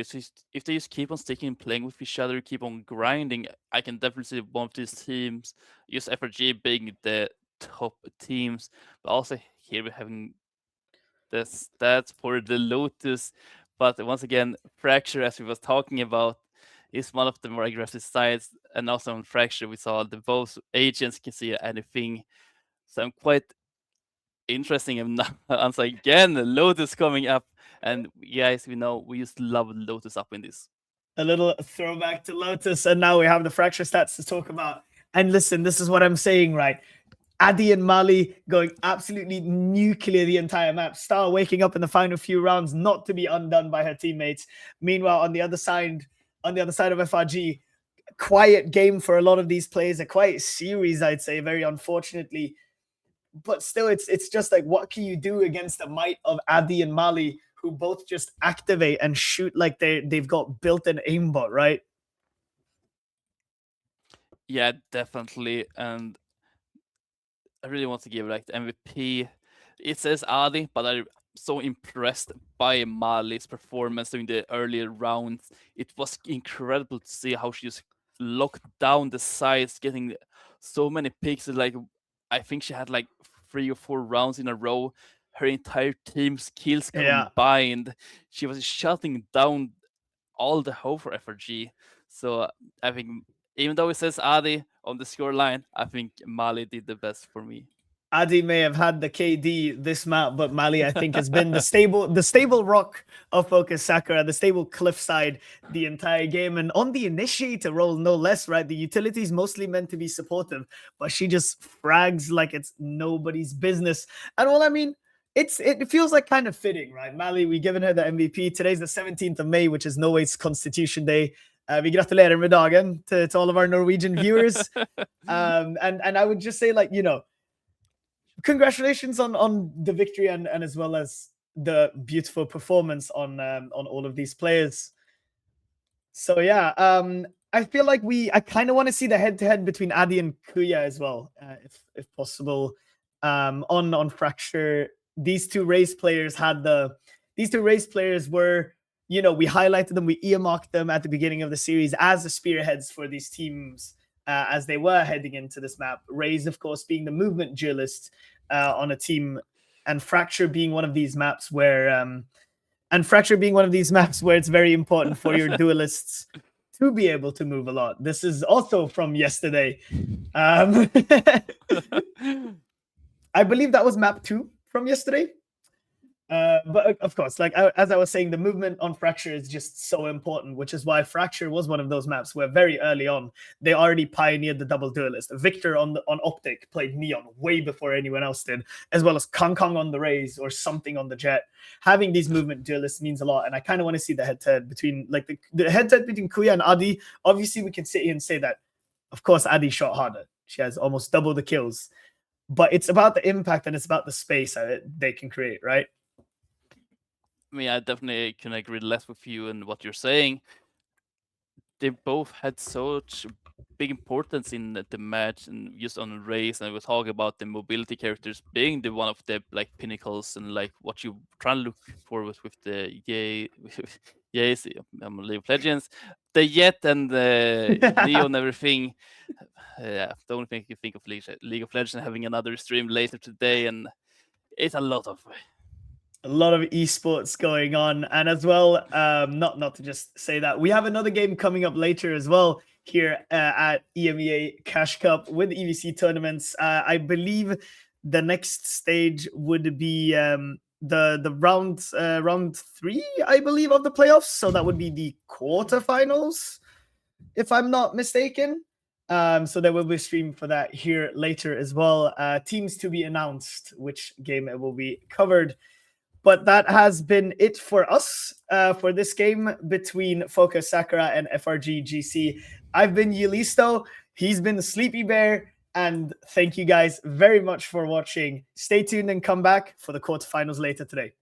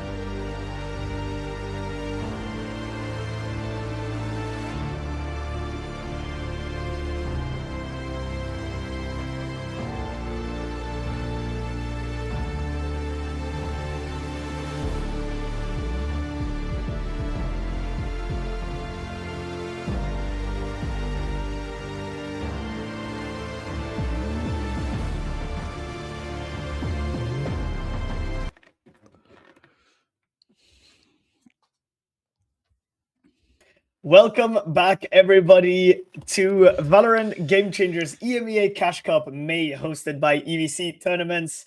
Me and Sleepy Bear are back for Game 2 today. This game today will be between ORA Game Changers and NOVO Nightingale, two teams with very formidable players and a long legacy, at least for some of these players that we will be seeing today. Sleepy Bear, have you had a nice break between the first match and this one?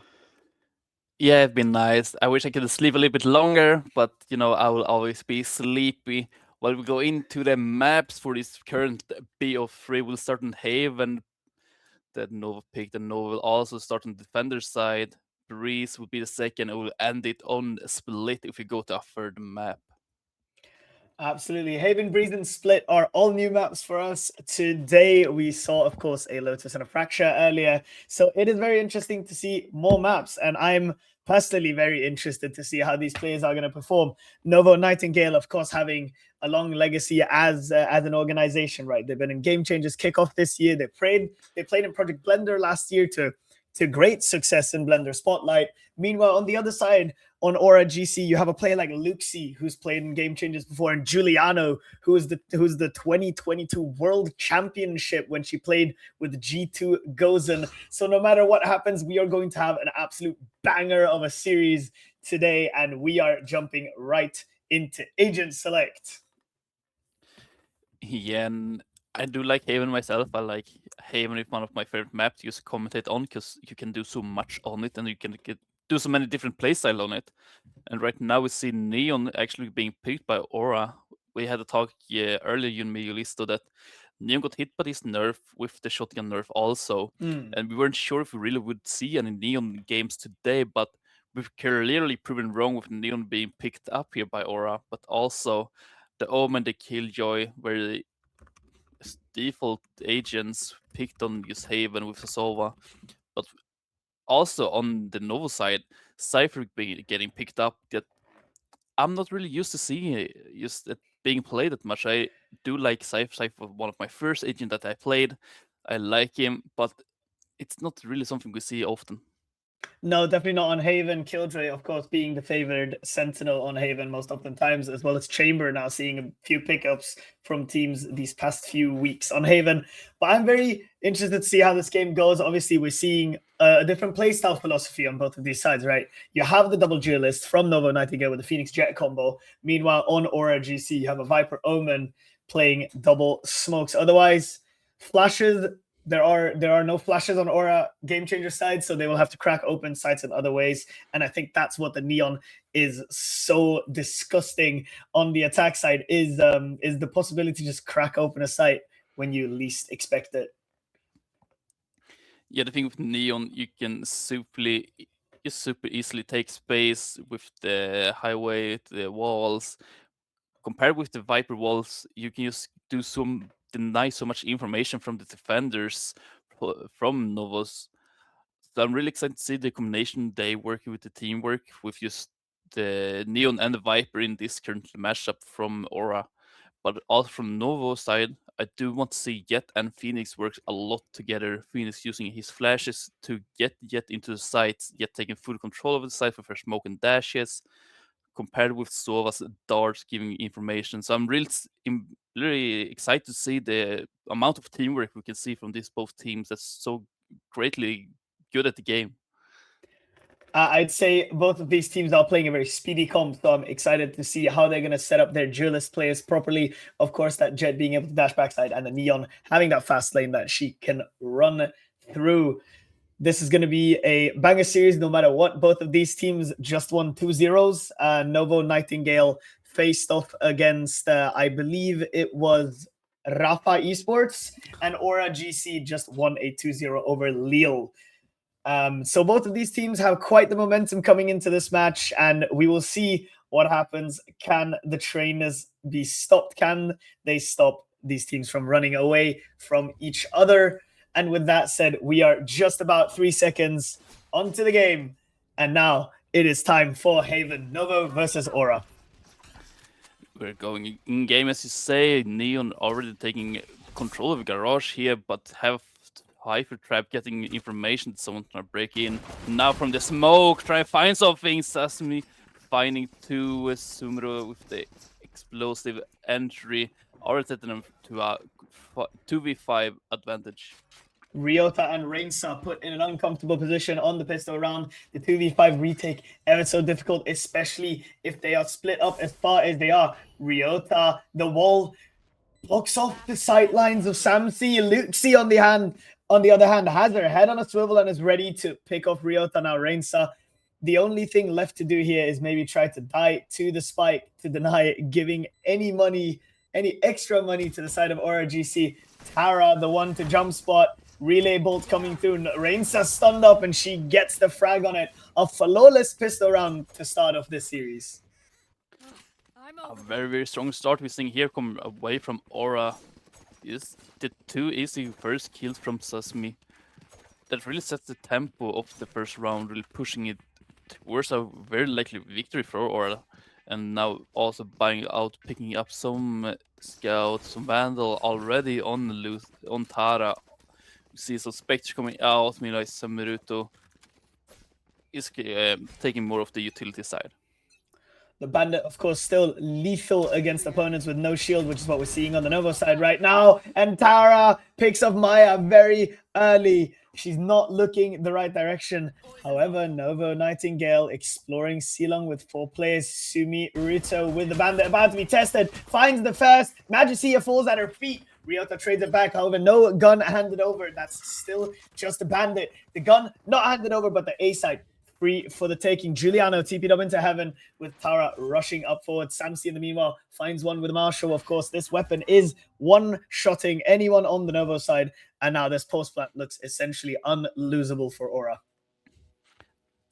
Definitely very hard to lose this situation. This placement you're in right now is one Bandit and one Classic against the arsenal that Aura possesses right now. And we can see already Racy gonna go against this Marshall. Not gonna find any bullets, but we also got Ryota on the same. We're just looking away, trying to find Tara, but doesn't land the bullets.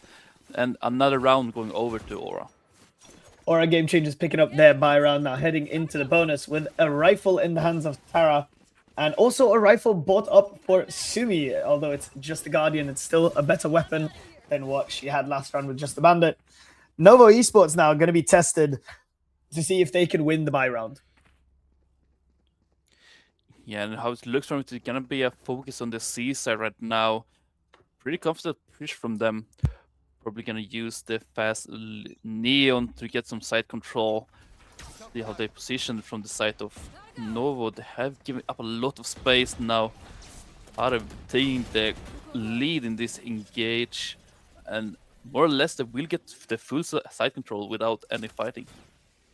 And now the spike is planted. Luxi takes a little bit of chip damage from that shock dart that doesn't really connect as well as Maya wants it to. And now dodging the owl drone. Maya's been spotted out, I believe, by it. And now the flood is about to come in from CT. Flashes galore. Tara inside the smoke, flashed up. Giuliano forced to reposition with the Spectre. Falls to the hands of Reinsa. Ryota and Reinsa, the duo that are doing so much damage. Now Samsi left on alone. 1v4 with the Marshall. So much to find. Maya tagged up through the smoke with an Odin in her hand. Reinsa just decides to stick it. And the shots are just not landing for Samsi. And the bomb is being stuck by Reinsa. Ryota with a convincing 3k taking Novo into the buy round. Even with the hard condition, they still chooses to give over the ult orb to Ellie from Novo. Even though we had a Marshall spamming down, Silong still decides to go for it. And sadly enough, we don't see him finding anything else with the Marshall. And the round's gonna go with Nova, but this is the time we see Odin getting picked up by Maya. She might be able to do something with it. See, Odin on just Haven is some weapon that is very common to see, for at least from one player. Now Tower is gonna look, trying to find something, but Mayusia is on the case and getting the first blood of this round. Magicia ever so lethal with that Vandal. Tara falls by her feet, and now Amsi on the other side is prodding and poking a little bit towards C. And it does look like Luxi wants to head there as well. What they don't know is that Rainsa is waiting on B. Gumi sneaking through. Oh, this is being read by the side from Novo. She's about to be shot in the back. Rainsa spots her out. Magicia with the frag instead. And now they're about to get pinched in garage. Ryota chooses to give up the site and just play advantage with her team. Yeah, it's looking dark for ORA, already down 2 members. But they are gonna get this spike more or less down without any problems. Gianni's trying to find something. Garage, Mayusha getting down, putting them in a more favorable spot. Aura, the 4v3 spike down, post plant need.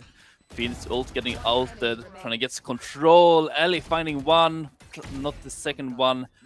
Looks it, 2 will want to get more, 31 HP, getting caught from the left. Ryota taking down and securing the round for Novo at 2-2. 2-2, Novo equalize up. And what we just saw there was Magicia caught a little bit sleeping on the job when she was watching in garage. But that's no worries. Her teammates are there to back up, and Ryota's already having a bit of a standout performance, I'd say, picking up important kills in these first few rounds. Yeah, so far I feel like the both teams are very balanced. There's like nothing really taking the advantage of the others. I feel like both these teams are on an equal skill-based level. And it's really interesting to see how this game will flourish with this 2 team. I feel like every round is really down to the last bullet. But now we're seeing an aggressive maybe push from Ellie. Ellie is about to be tested. Tara finds the first one. The operator shot from Magicia doesn't really land, and Samsi, meanwhile, finds 2 on her own. This was a force buy out of the side from Aura, but they've taken control of the entire situation, left Maya in a 1v5 situation with an Odin in her hand, and she's about to walk into the crosshairs of Tara with a knife out. Aura picking up the their third round, convincingly after force buying. A very great force spike coming out from Aura, as you say. And also a very quick round from Nova. I don't think Aura was expecting it, but some way they were on it. And it is, and timeout's gonna come out right now from Novo. Probably want to talk a little bit about that last round. What happened? It just went by so quick. What do you think they're talking about? Novo timeout currently absolutely trying to talk about how they can turn the ship around. They have a big ult in the Neuro Theft on Ryota ready to fire, and the one off the Magicia ult, which means everyone can still buy except her. She just needs to farm an orb and then she's able to buy. But meanwhile, if you look at the other side, right, Tara's got the overdrive and Luxi's got the Hunter's Fury. So if they group up too much, this could get very lethal very quickly, and Aura could start running away with the scoreline. I could do nothing but agree with your analysis of the ultimates. I can definitely be devastating seeing Lux and Tara, combination of the ultimates. You really can do some damage with them, more like Nova having more of the informational ult with the Cypher and from the shadows. Not really the ultimates you want to use to engage a fight, more like getting information, reposition. But as you're saying from the Aura side, you have Hunter's Fury and Overdrive. When you pop them, you go in and you fight. So it's 2 different type of ultimates we see from each team. Yeah, definitely. And the early smoke from the Novo side, but that doesn't matter. Aura have already sprinted past it. And now Maya's position already noted. The Odin spam, the counter spam from Tara. Maya's the one that goes winning out of that one. More HP left on her. Magicia dares venture and explore. Finds nothing but a turret waiting for her. And now the slowdown from Aura. Yeah, quick Odin battle on A shuts down that possibility really quick. While we're seeing how Aura is now moving towards Garage. And trying to find some information with the drone, doesn't see Moshas. That's fine, Samsi. 1 kill down, first blood, and a quick session. Maya getting the second one, Yaliano. And now Tara want to get some revenge with 5 HP. Crawling up towards A side, not knowing there's 2 players. Ellie ready with the flash.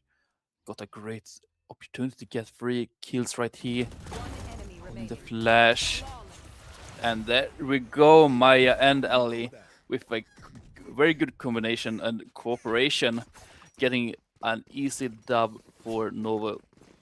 NOVO Esports equalizing up, didn't even have to use any of their big ultimates to win that round, just purely on gunplay and tactics alone. And now I think this round is one of the tipping points. One of the tipping points of this round, because if ORA win this one, they can buy into the next one and meet NOVO on an equal footing. But if NOVO win this one, if you look at the econ on ORA, Luxi's low on money, Giuliano's low on money, and so is Tara.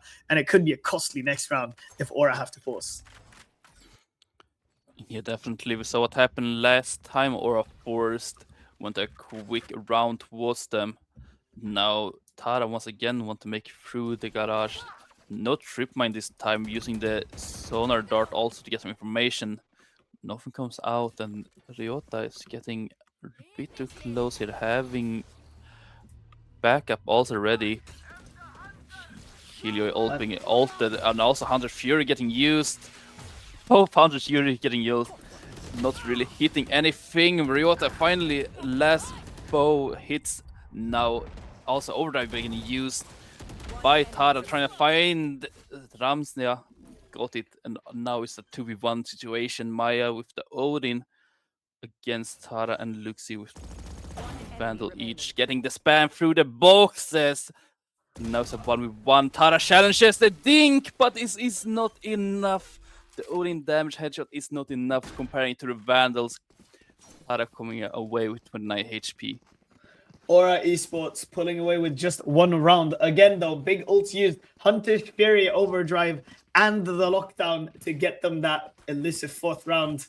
And now still, NOVO Esports still has 3 ults left. Ellie's not that far away from the run it back either. And the Neuro Theft from Ryota, if they find a good moment to use it, it could be devastating for the side of ORA, especially considering the fact that NOVO can still buy. So NOVO can still buy. We see an operating getting bought once again from the shells, getting used from Giuliano, getting a good flank on top of the boxes. Ryota getting one, getting traded back by Luxi on side. Giuliano also finding Ranisa still on top of the boxes. No one knows Giuliano on the boxes, getting 3 people on top. And now it's a tough situation again for Maya with the Odin 1v3 clutch. Can she do it this round? Giuliano striking from above. Teleports up there, doesn't get cleared by anyone, even though I'm pretty sure Magicia had the teleport when she was standing next to it. Maya certainly wants to make a go of this. Needs to be acutely aware of the timing that she needs to catch. As swarm grenades on the spike. Giuliano and Samzi playing split angles with, I believe Giuliano still has the paranoia, and she does fires it off, and time is running so desperately low, and I don't think Maya has time. Maybe can go for an exit. Samzi falls at her feet with the Odin, but Giuliano, her staying alive, guarantees them the round. ORA pulling up to 5. ORA finally taking the decisive decision to take the lead 2 up against NOVO. And now we're also hearing it's going to be another pause, but this time from ORA, just taking the lead and taking another. It's actually a technical pause. Might have some internet issues going on. So we hope we will be on the tracks soon again. We have just got confirmed from production that it is some sort of an audio issue for a player that they have to fix. Could be either a headset with not enough batteries or something like that. But anyways, a little technical pause gives us a moment to just have a chat as well, because you know, obviously Haven, fantastic map, and these 2 teams, crazy players that have done a lot. You know, Giuliano, obviously the 2022 Game Changers World Champion. She played with G2 Gozen, and some of these players on NOVO Nightingale during Project Blender last year, they went toe-to-toe with tier 1 talent. And not just toe-to-toe. I think, if I believe correctly, I casted a match where Magicia went nuclear against, I believe it was a Team Liquid Academy roster, if I don't remember it incorrectly. But so these are all very skilled players that are playing extremely good Valorant. And we're seeing a little mid-fight now. Giuliano peeks into Ellie and just finds the kill. Rainsa on the hand falls by Tara's speedy take with their team. And now NOVO Nightingale forced once again onto the back foot. Another super quick beat take coming out from Aura, as you're saying. Now Tara wants to find him more, looking for the Maya running around for her life. Also running around behind Samsi. Maybe can get something. Luxi getting Ryota on the down. Mayusha stuck between a hard and a rock. Maya getting found by Sumi. And we see Maya aiming a little bit too high for just the head level of Killjoy.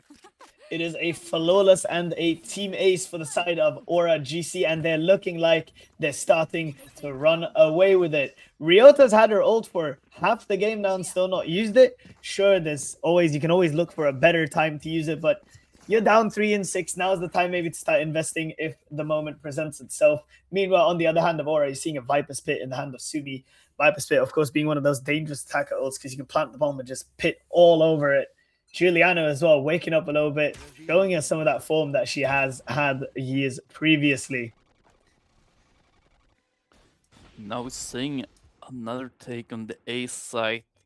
Tara in the front as usual, getting some damage through the boxes. 6 HP on Mayusa. Very good damage going out. Now they're thinking about rotating over, trying to see if any players from Novo has decided to rotate over to maybe support this low Jet on C side. Ryota, of course, being left a little bit alone now. Turret now popped in mid. Information gained for Aura. Luxi, in the meanwhile, going to explore into A main a bit. Rod and poke at the defenses that are not giving up anything just yet. So trying to look now, using something to get in. Now they're actually going Giuliano, finding Ryota. And also the low Mayusa getting down. Samsi one by one. The member of Nova is falling.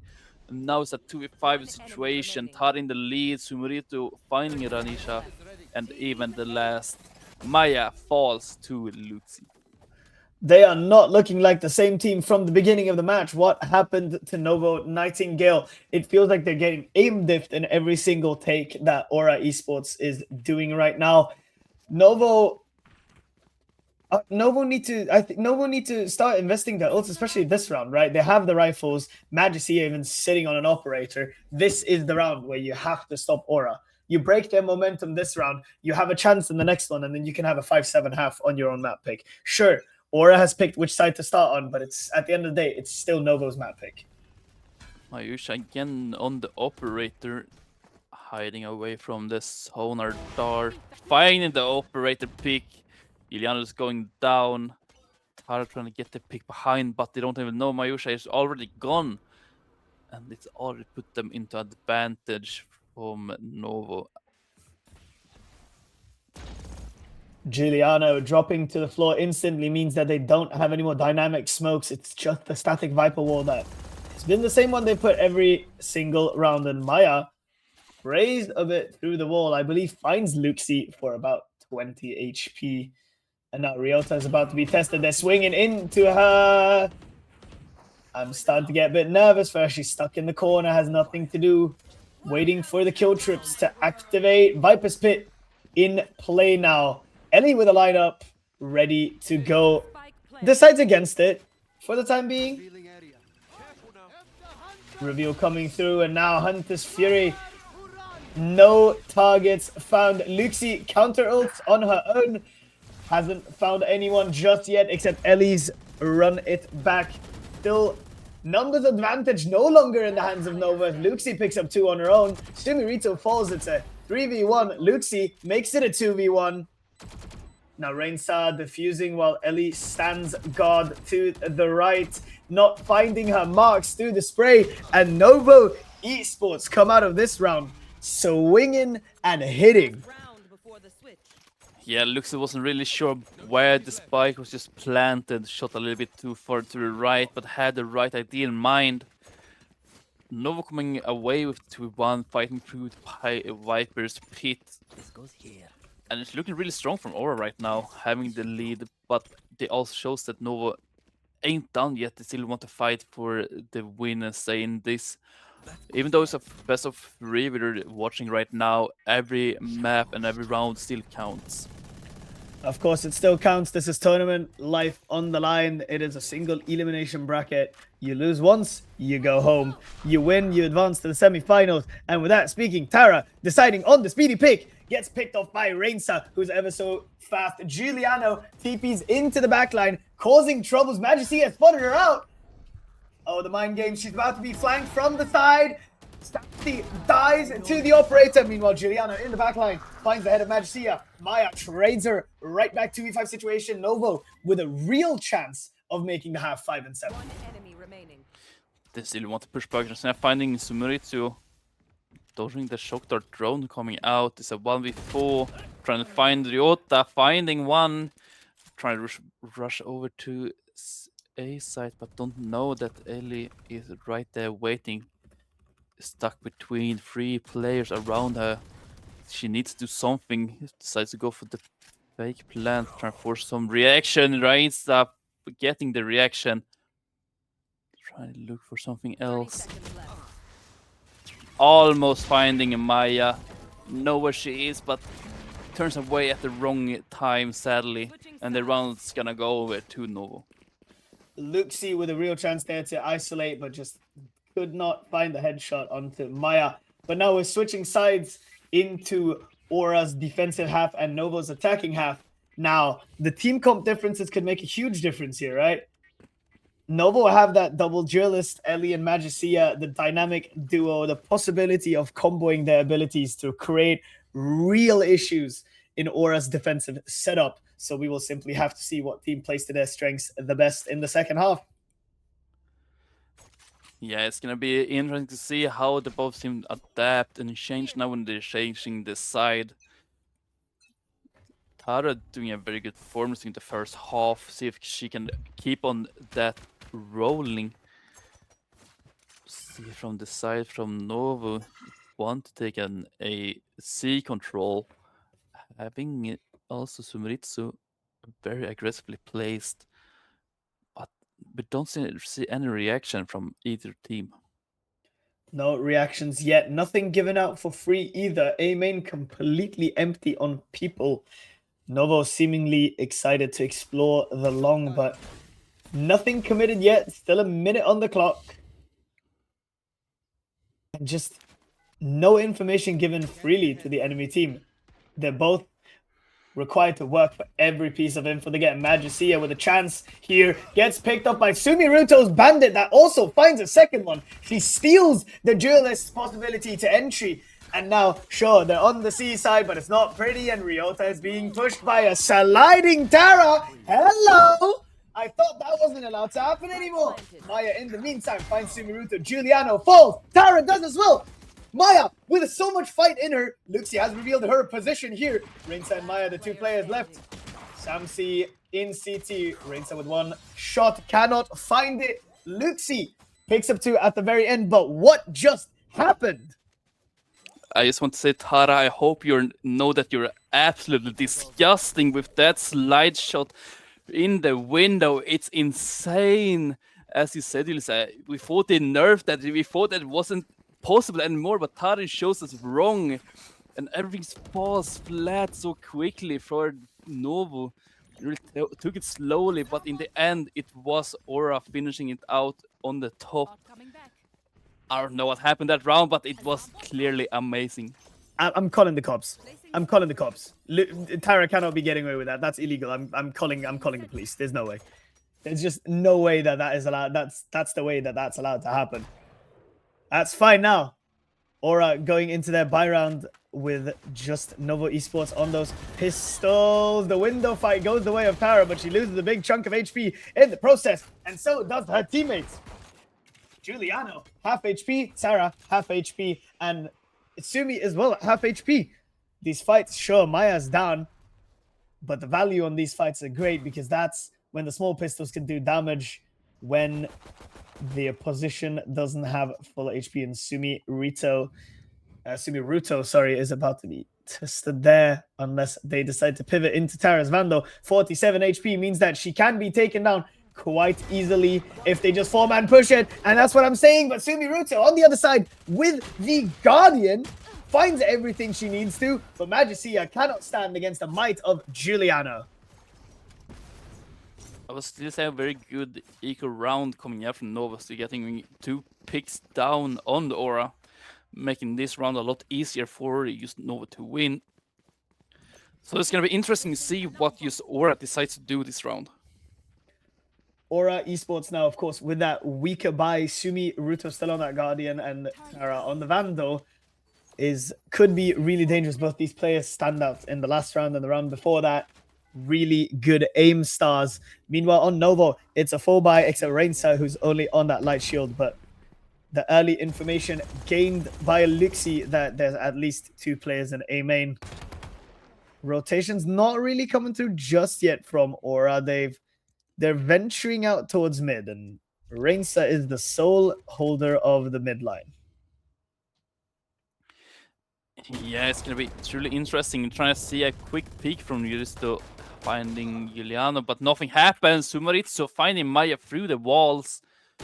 Now trying to find something back. Rainsa not finding anything. Just keep on challenging Sumaritsu. But we also see Maya finding Giuliano sitting on close. Now we see how they surely want to get something out of Ryota going up, pushing easily, but Tara helping out her teammates with a quick pick on Ryota. Now it is hard for him to see moving Spike to A, but we also have Luxi down in sewers to see if they can do something about it. Trades are going back and forth as well. Madrasia and Ellie, the ones on the site. Luxi's position still not spotted. If she just stays put there, when her team tries to retake, she could cause a lot of problems. Ellie with a whiff and the knife out when Samzi decides to push with the Guardian. Madrasia left with everything to do on her shoulders, eats the stun to the face and has to concede her position. Aura up to double digits. Yeah, you can surely hop around with Neon, as we saw Tara just jumping around, putting out her stuns. But also, just waiting around a little bit of funny business going on. But this round's gonna go to Aura. It's gonna be a 5-10 coming out. How do you think Nova has? What do you think Nova has to do to turn this game around and maybe come out as a victory on this map 1?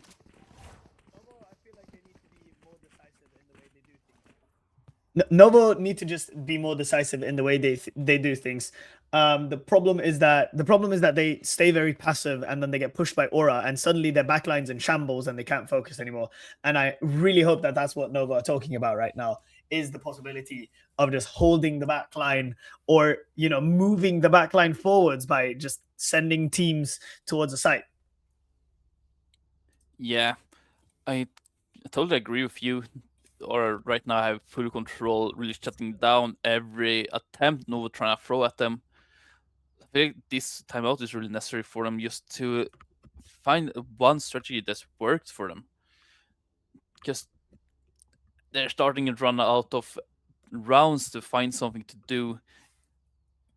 The credits on their team is low. They have barely enough for one buy round.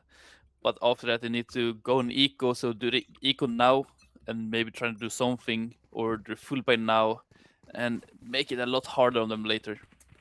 Well, that is the question, and that's what we're going to figure out now when we see the loadouts, and it looks like they're opting for a buy into this round. Madrasia, one of the knives, Maya, 2 of the Hunter's Fury, Ellie, 2 of the Run It Back. Meanwhile, on the other side, Viper's Pit on Sumi, Rito, and Tara, just 1 away from that lethal overdrive, ready to shock her opponents into the ground. But we're seeing they want to go aggressively on the C side. Turret getting shot down. But we also don't see any more commitment. Shoulder of Rainsa is showing, and Tara finding a quick entry. First blood is around. Now trying to draw out some information for the team, but can't find anything. Nova right now is just running around trying to find something to do, but can't really see anything. Positioning not really ideal and not really where you want them to be. Aura being allowed to walk up all of C gives them the information that this Novo team is headed towards A, as they've cleared out all the other frontiers, and Novo's still ever so slow. No commit to site yet. Well, it's completely empty. Of course, they don't know that, but taking their sweet time. Yeah, definitely. Finding them now, have to do something. Spike is on the side. Might force ORA into a retake right here. Spike is getting planted without any problem. Tara choosing not to come from behind, choosing to regroup team. And now it's all in the hands of ORA to clutch this round back.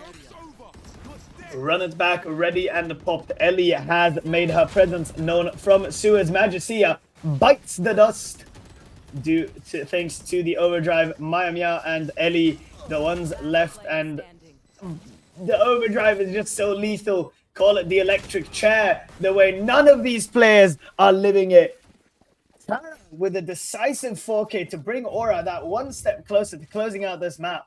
2 more rounds until they have it in the bag. Yeah, and this round should also go over to ORA. If you look on the weapons being bought, there's not much they can do from the side of NOVO. They really need to make everything they can with using gravel at the moment, getting some Guardians and Bulldogs, 1 Vandals, but sacrificing the heavy shield. Looking really tough. Maisha has the knife and ult with her, but also Mitsu has Viper Pit available. Viper's Pit's already popped onto A, makes it really awkward to play around. But it seems like they are willing to try anyways.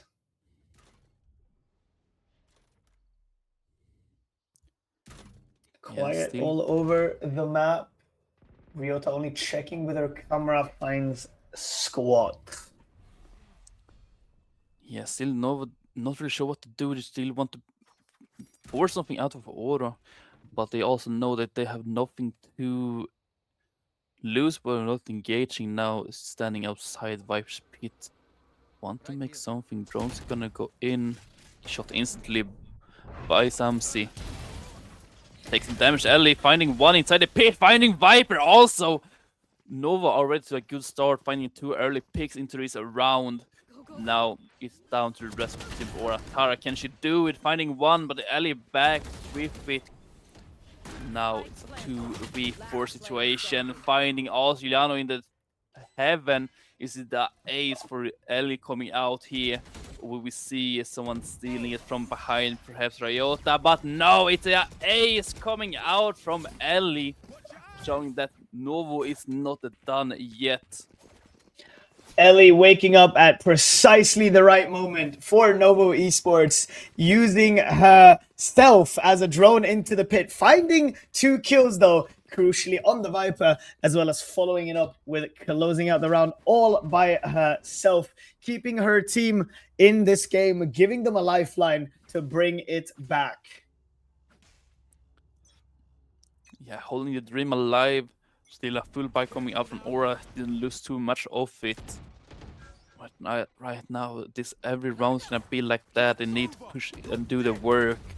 Run it back being used by Ellie. Getting a lot of picks. Luxie finding many people, putting them in a 2v3 situation or having advantage. But we see how Novo is slowly creeping up towards A. Rotations coming out from ORA, sending over some seed to the A side. Luxie, the stand-up player of this round, found 2 very easy frags. Giuliano is looking the wrong direction, but they haven't cleared her. Striking once again from above. The signature move seems to be from Giuliano to stand somewhere high where nobody looks and strike when they least expect it. Yeah, ORA on match point right now, putting Nova in a very dangerous situation. They can't afford to lose another round. Then will give over the first map to ORA. 6-12 is not impossible. I have definitely seen worse comebacks in the history of my casting in Valorant. See if Nova has what it takes to actually come back from this. Absolutely. ORA, though, with 6 whole chances to close this map out, is going to make it really difficult. The 2 Hunter's Furies coming out. Luxie, the one coming out of the ult with a kill. The one from Maya, unfortunately, doesn't find its mark. Luxie still healthy in backside on A with a killjoy set up in front as well. Our drone goes out. Ellie pinged out.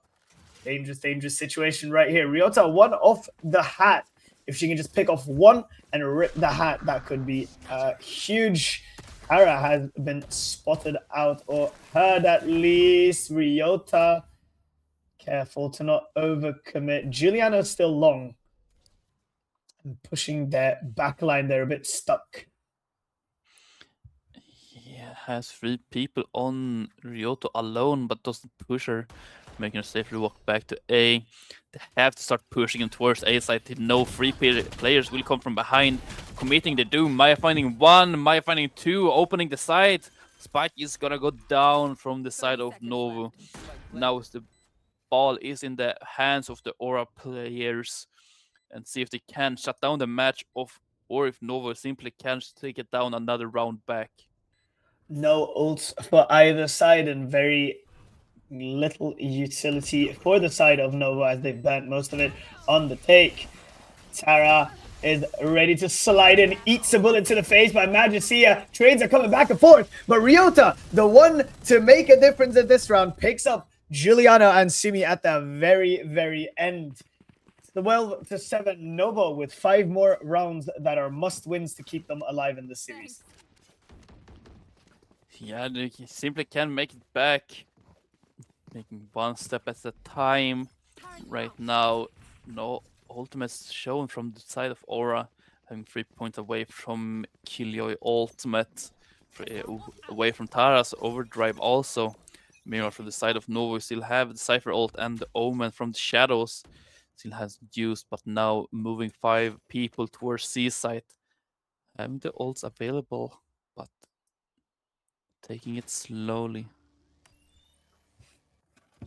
The slow creep up from Novo. Nightingale will challenge Sumiruto on her position. She stands strong, however, but no longer will she stand.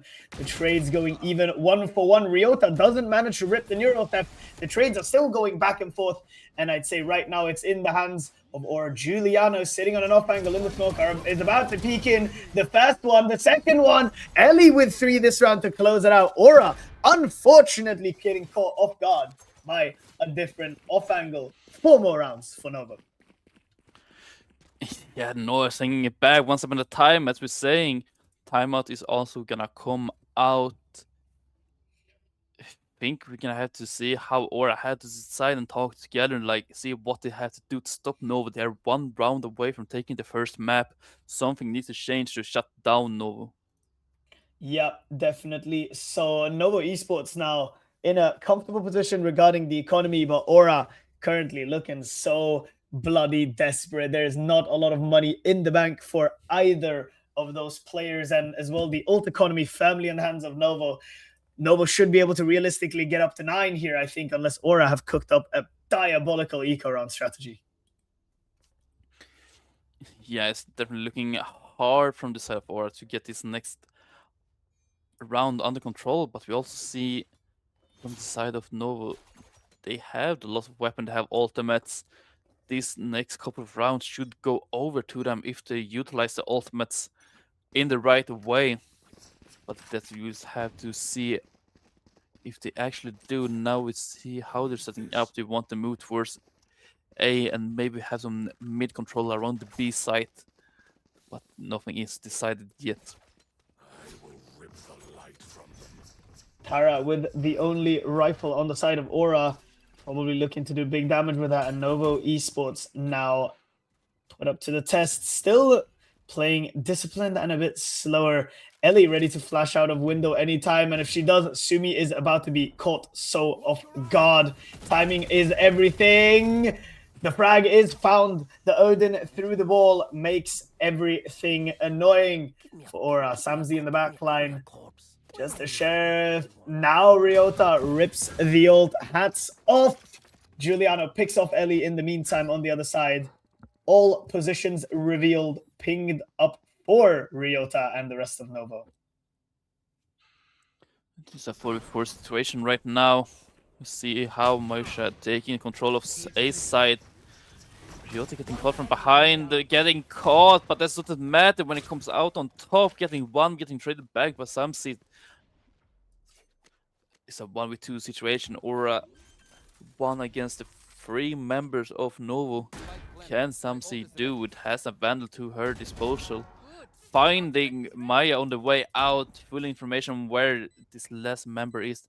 Has her ultimate also. See if we can get a lockdown out here and try to secure the last round, or are we taking it slowly? Samsi, the one to do everything at lethal crossfire setup though between Majesty and Rainsa, finds the first, switches to the Sheriff, and doesn't find the second one. Questionable decision. There was still bullets left in the chamber, I believe. Novo now close to, I'm not going to say the word because then I'm going to jinx it, but Novo are looking really good now. Yeah, definitely. I'll see from the side of Aura if they can play the power plant. Once again, we have lockdown ready from Samsi. They can turn over any round. Meanwhile, from the side of Novo, we have Hunter Fury and run it back. As same as from the shadows. Let's see if they can do something with it. Tara and Luxie, the two players that have been standouts all game, looking to push, but Maya says no, and Magicia denies Luxie a chance to trade. Giuliano, now alone here, is about to be tested by the likes of Ellie, and Ellie finds nothing. Giuliano still lethal, position not revealed. Trying to go slowly here, Novo. Walking backwards, not really 100 to commit on the A site. Trying to wait for a response from Aura. The response they're gonna get now, and Juliano is moving up, trying to get some information. The information she's getting is a bullet. Now setting in a 2v1 situation. Flashes coming out, even smokes. Also finding three! Samsi! Lockdown getting used! Putting everything in the hands of Sumerutsu. But the lockdown is getting caught, getting too heated in the moment, popping the lockdown. But now it's another 2v1 situation. Can Sumerutsu do the thing Sami tried to do in the last round? Or is it over for Novo? Sumeruto given a lifeline into this round by her teammate, finding a triple collat, I believe that is. These players are extended away from each other. Sumeruto finds the first. Now it's just on to Ellie. Snake bite on the ground, sticking it to half, but Ellie closes it out with nerves of steel and a steady hand. Novo Esports almost seeing the light. Yeah, we see Nova reducing the point lead to 2 points away from Aura, that's been sitting on match point for 4 rounds in a row right now, but can't close out the match. It is quite hard for them to find the last straw to just shut the bag. But they can't really find it now when, once again, Nova is moving towards the A site. Nova once again A site. No weaponry to speak of for the side of Aura. Magicia comes away with the kill onto Tara. The overdrive finding 0 value for the side of Aura. Now it looks like Novo have put so many question marks in Aura's defensive line. You can see how Samsi is wondering if she should rotate towards A or not. And the answer is no, you really shouldn't. Novo have just paused and decided to let Aura overextend or over peak or play their hand in a way that they cannot be doing right now. Once again, we see how Novo is using the advantage of getting the first pick and backing away from the side to the advantage. But the mine's getting caught from the garage. Then I got some information that someone is lurking around. Flash getting used. Wrong utils on absolutely no one. Trying to get someone over, but the nerves from Aura, they're not moving an inch. They're holding their ground on A side. They know where they want to commit. 30 seconds left. They have to start doing something. Hearing the steps coming out. Luxie will get damaged. We'll have to find the battle, looking away as soon as we're peeking, but finds the bullet in Ryota's head. Oh, but now it's a 2v5 situation. The knife! Giuliano. Aura Esports closing the map by shanking the opposition to death. 13 rounds, and they get up to 13 with a triple kill on an eco with sheriffs, and ending it all with a knife kill. What a series. Novo Nightingale, though, fighting back from a deficit, showing us that the fight is not over until it's over. And that, ladies and gentlemen, was Haven. And we're going to go on a tiny little break before we're back with Breeze, the pick of ORA.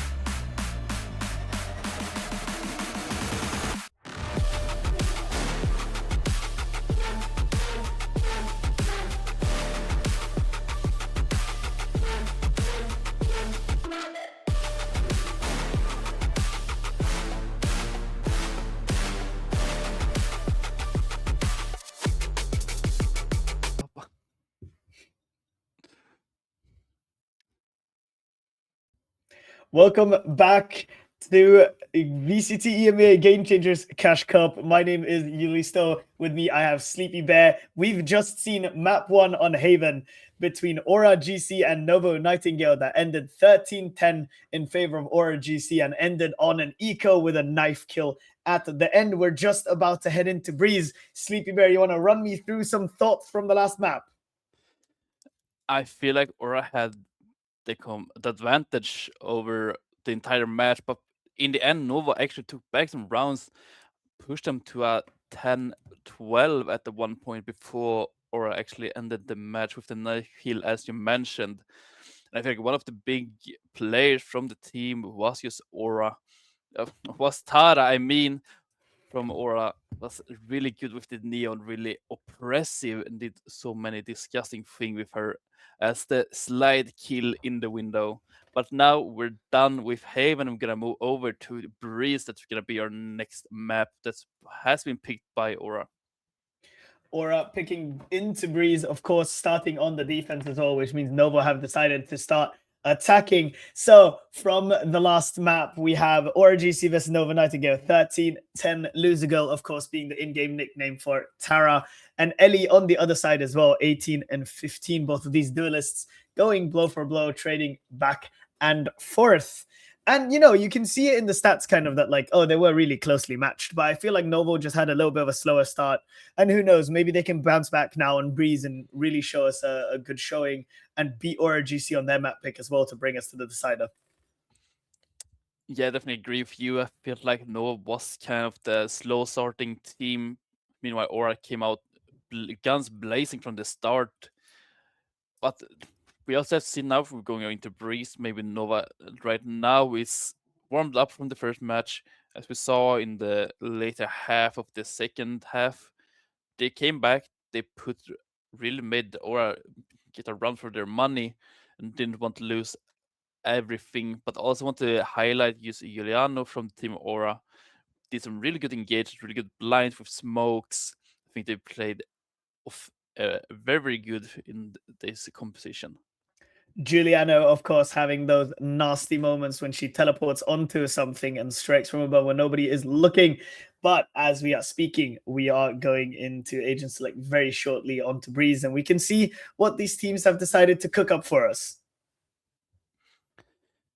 Yeah, right now we still see the Omen getting harbored from the side of Aura, Viper getting out also. Even the Yoru is getting harbored and even picked from the side of Aura. I pretty much thought Yoru was just out of the picture since his nerfs. I thought like even the mains dropped him. But happy to see Tara still chooses to believe in Yoru and believe in her skills to pilot this agent that got so heavily nerfed recently. The post-nerf Yoru is bold. I'm also seeing Giuliano on Jet. This brings me way back when Giuliano was playing Duelist for G2 Gozen back in 2022 and going on a pretty much undefeated run in Game Changers EMEA. And now maybe she wants to show us some flashes of a former brilliance as a Duelist main. And I'm liking what I'm seeing on both sides, to be honest.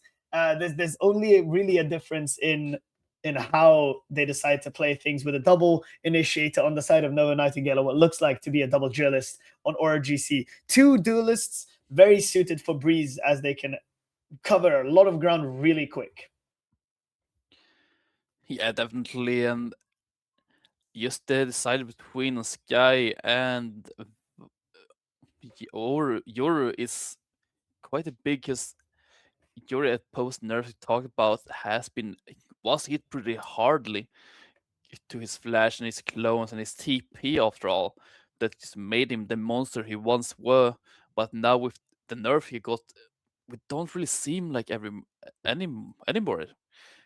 Before he nerf, it's like every match it was always one Yoru. But now we rarely see him, so it's very interesting to see what Tara can just do with the Yoru. Indeed, the Yoru, of course, if we're going to relate this to the highest tiers of Valorant, Yoru nerfs, of course, being detrimental to a lot of these tier 1 teams. All of the kickoff winners have failed to qualify to Masters London because they all had players relying so heavily on the Yoru, whether that be Martin from Gentlemates or Fangir from All Gamers. The Yoru was central in their game plans. But Tara believes in herself, and you know what? So do I. She showed us a fantastic game one on the Neon, and I am expecting an equally impressive performance out of both of these teams as we head into Greece. Yeah, and once now we see how aggressive they want to take the B side now, choosing the drone in, trying to get information. Can't really find anything. Find one Ryota, find Luxion, they engage. Now they're having the full side control. Spike is going down and forcing them into a quick retake. Riano from behind hitting Ryota. But now it's looking quite hard from the TP coming out from Tara, getting them by surprise. A 4v3 situation.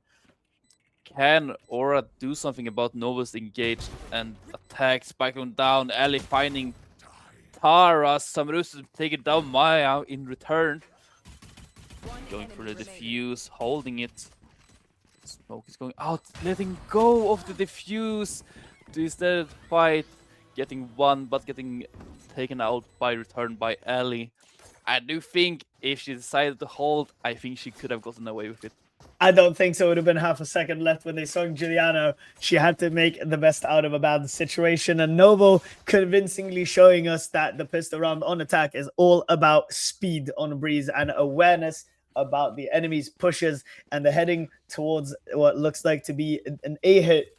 Meanwhile, if you just look at the side of Aura, right, there's Giuliano's got a sheriff and Tara's bought up light shields, but there's not really too much to speak of regarding weaponry on the side of Aura.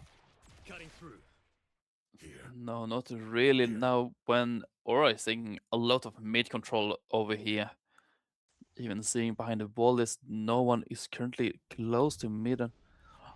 But you're not gonna find anything around the corner. We have Ryota out behind her teammates, getting seen by Yet in middle. Sonar dodge going out. You're gonna take the battle. Ryota finding one. Yorano taking it back with a quick headshot. Now putting them to a 4-4 situation. Meanwhile, see how Novo have taken the side control, but Spike is nowhere to be found. Maya, so hesitant, still has to check the flank and is very aware. Meanwhile, any second this spike plant takes, any second longer it takes, is an advantage in the hand of Aura, where they can group up a little bit. Tara and Giuliano, the two players with weaponry in hand. It's only a sheriff, but sheriffs can do a lot of damage if you manage to find the heads of your opponents. Two of the players on Nova would be one shot to a headshot.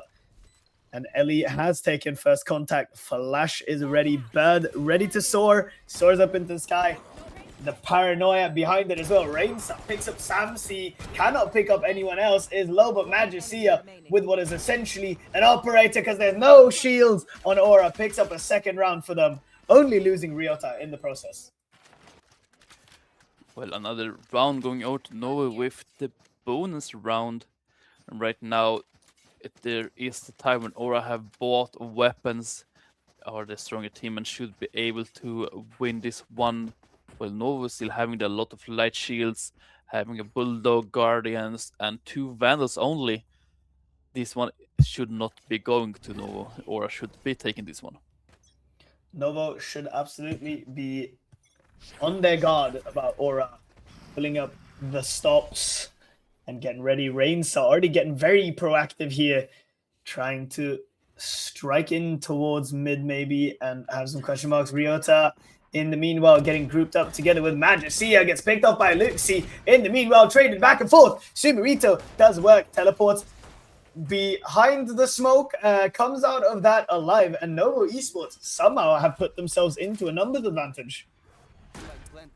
Number advantage indeed. Now when Tara and Samsi have to do something to take back the side, we see how the majority of the play from Nova have moved back into A main.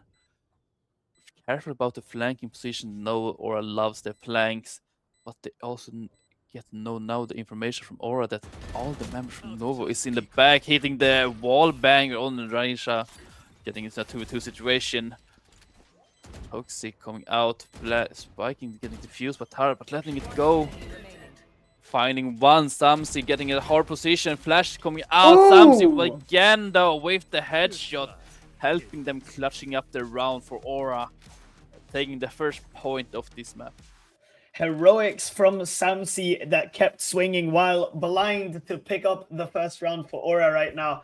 Novo still made it look very competitive even on their bonus round, and now Aura are about to be met with a full arsenal of a Novo team that can purchase.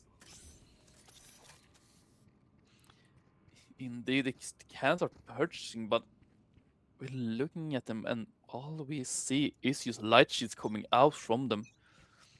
Not really going for any heavy shields, believing that they will get the one tap from the Vandals, not knowing there's a lot of Guardians coming out from the team of Aura. Now Mayusha getting a very aggressive push in on A side, finding one Samsi. Tara ready on the engage also with the follow-up, but we all see Mayusha getting Tara down. A 4-3 situation with the post plant in the hands of Aura. Aura now, 3 players coming up. Giuliano on the flank has spotted out Maya.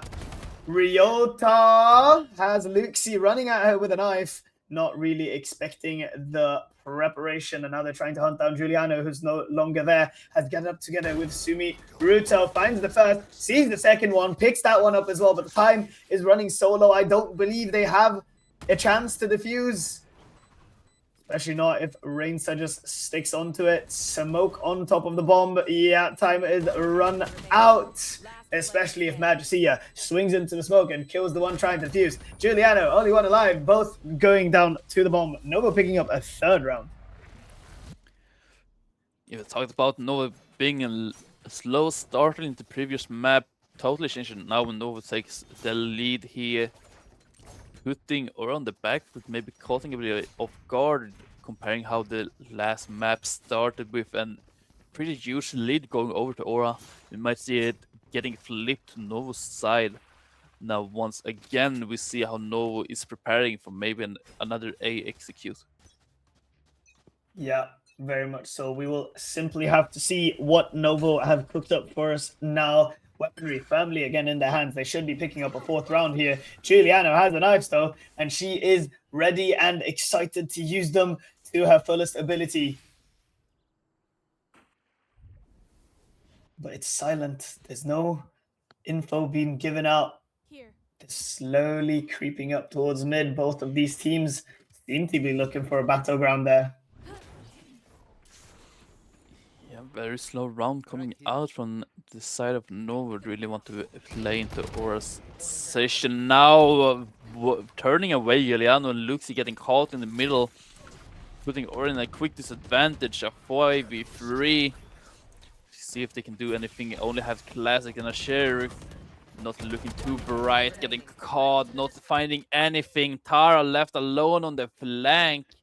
But looking on the team, Novo, they're moving as one huge unit. Novo moving together so precisely, and Tara just not given any opportunity to do anything at all, actually.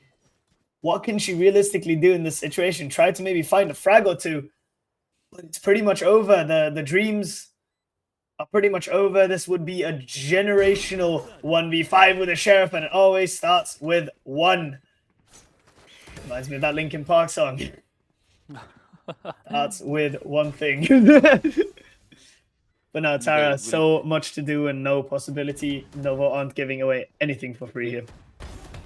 Was gonna get another one on Tara, but getting caught in the end and getting stopped by Maya. And another round going over to Nova, pushing their lead to 3 points up on Aura. Really caught them by surprise right now. Kind of expecting a timeout coming out from Aura. As I say, we actually get a timeout coming out, so kind of good predicted. The Catherine. Yeah. I feel like I don't know what happened to Aura. They look a little bit lost now, if I'm being quite honest. Yeah, I do think they look a little bit lost, yeah. Yeah, I don't feel like this is the same Aura we saw from the game 1 where they really took control over the match. Right now, they seem a little bit lost, as you're saying. Don't really see the gunfights going their way. Losing a lot of them. Just getting caught in random ways. Not really sure where to play from, even though this is their map pick.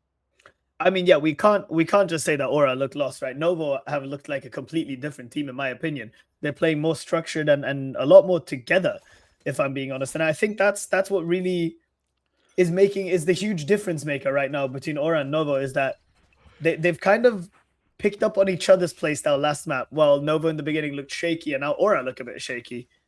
So simply put, I think Aura need to just find the monster they had at the end of last map. Yeah, we'll see how we can get anything from Aura right now after the timeout. Seeing again how Novo is hovering around A site and mid once again. Skydog trying to get some information out, can't find anything. Taro on a very aggressive position, blind coming out, finding one, getting almost out, but the TP getting stopped by Ronsha. Instantly traded out. Ryota finds one of her own, while Luxi, on the other hand, is doing some damage, falling back, waiting for a team to come back in from the shadows. Popped to get in behind cover. Magicia falls in the hands of a Luxi, and now the Hunter's Fury come out. Tags up nobody, but Giuliano is pushed up ahead with the operator. Spotted the gun barrel as well. The shot doesn't land. Rainsa, the one to pick up Giuliano's frag instead, and now Luxi left alone as Samsi falls. This round looked so controlled for Aura, and now they're looking like Luxi has the grasp for scraps, finds one. The second one doesn't sit. The round just fell apart. A round that should have been to Aura, as you say, is falling apart, crumbling away in their hands, while Novo is getting the picks one by one, and now is looking mighty rough for Aura. The timeout didn't do what they thought, but now they're being pushed against another eco. Tara getting aggressive with a Vandal buy right now. Have Dimensional Rift with from the shadows. Meanwhile, we got Viper's Pit and Hunter's Fury from the side of Novo. Can be a dangerous round coming up. Yeah, very much so. Novo Nightingale seemingly in the driver's seat now. Magicia picking up the op that Giuliano dropped last round, trying to punish any overextension from the side of Aura, currently not giving away anything. And I think this is what's so interesting about this team, is that like they still look composed. They're just not winning gunfights, or the small decisions are the things that are going wrong right now, I think, for the side of Aura. Luxi picks up Ryota, puts her into the ground as well, and now something to show for it. A Vandal on her as well, slightly evening out the weaponry. Yes, gonna look mighty rough for him now. Got the numbers advantage now, or this can be the round going from stop the momentum of the Novo. Seeing a lot of smokes coming out. Still an echo is from Aura. Starting with our echo from last round, trying to find a long gun battle, but not finding when Tarkon is backing up. It's a 2v5, reducing it when Novo finding Samsi. Finding Luxi, Reinstav, getting flash. Also the operator hit from Ellie. The round that should have been to Aura getting reduced one by one. Marsha alone, Thrifty coming out from team Aura. Aura finally showing us their claws, baring their teeth, and biting down on towards this. And now Aura, with one round under their belt now, have to show us something. They have to keep delivering, I think, for them to have a chance at maybe equaling out the scoreline, maybe even extending at halftime if they just keep winning. This might be the turning point for Aura right now. The one round can keep on pushing this. We'll have to see if they can keep the momentum or if Novo is gonna take it straight back. Go taking some information. Hunter's Fury coming out, hitting people a lot. A double with the Hunter's Fury coming out from Maya, putting Aura in a bad situation right now. From the shadows getting used also from Suritsu. Also a Viper's Pit coming out. Novo investing a lot in this round to not let Aura get any momentum at all. This investment by Novo is absolutely beautiful. Denying Aura the momentum is exactly what we want to do right now. Ryota is about to see Sumiruto that somehow turns on a dime, cuts down the Viper's Pit. Giuliano, unfortunately, still whiffing a little bit with that operator. Spike tap. The drone has come out, pinged out someone. Giuliano walks up with a rifle, doesn't find Rainsa, and Samsi sits on the bomb. The time running low. Rainsa only 5 HP at the end. Novo firmly in the driving seat with a pedal to the metal. Yeah, Novo investing a lot of ultimates in that round to shut down the momentum, or not let them build up anything, putting him in a hard situation once again. Choosing to buy an operator for Giuliano to maybe go for aggressive picks. While we have one Sheriff and one Stinger coming out from Sumeritsu and Samsi, it started to look quite rough for him, really pushing them to the back legs. But now we have Dimensional Rift out for them if they want to use. Looking for an aggressive ace, be tight from Novo. Magicia pushed up all the way, pinged out, killed by Luxi. The player that wants to make all the difference right now for the side of Aura. Luxi has that rifle as well with Tara as support. Samsti's about to face the music, but Luxi trades it back, ever so skilled with a steady hand. However, Maya finds her counterpart, and now Ellie from mid strikes and kills Giuliano and Tara, and it's just Sumi Rito with just a classic and a stinger that has to find all three.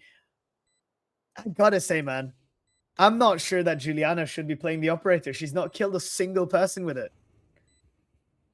Isn't the definition of madness doing the same thing over and over again, expecting different results? It sure is now when Sumeritsu, once you find something, exiting, finding one, getting a pick, another one, finding two, trying to go for a third one, My but Ellie God. shutting down the dream, still getting 4 plays down from Novo. It still hurts them a little bit, but is it enough for them? Still got enough cash money to get another full buy. Meanwhile, Aura sitting forced into another eco round. Yeah, my God.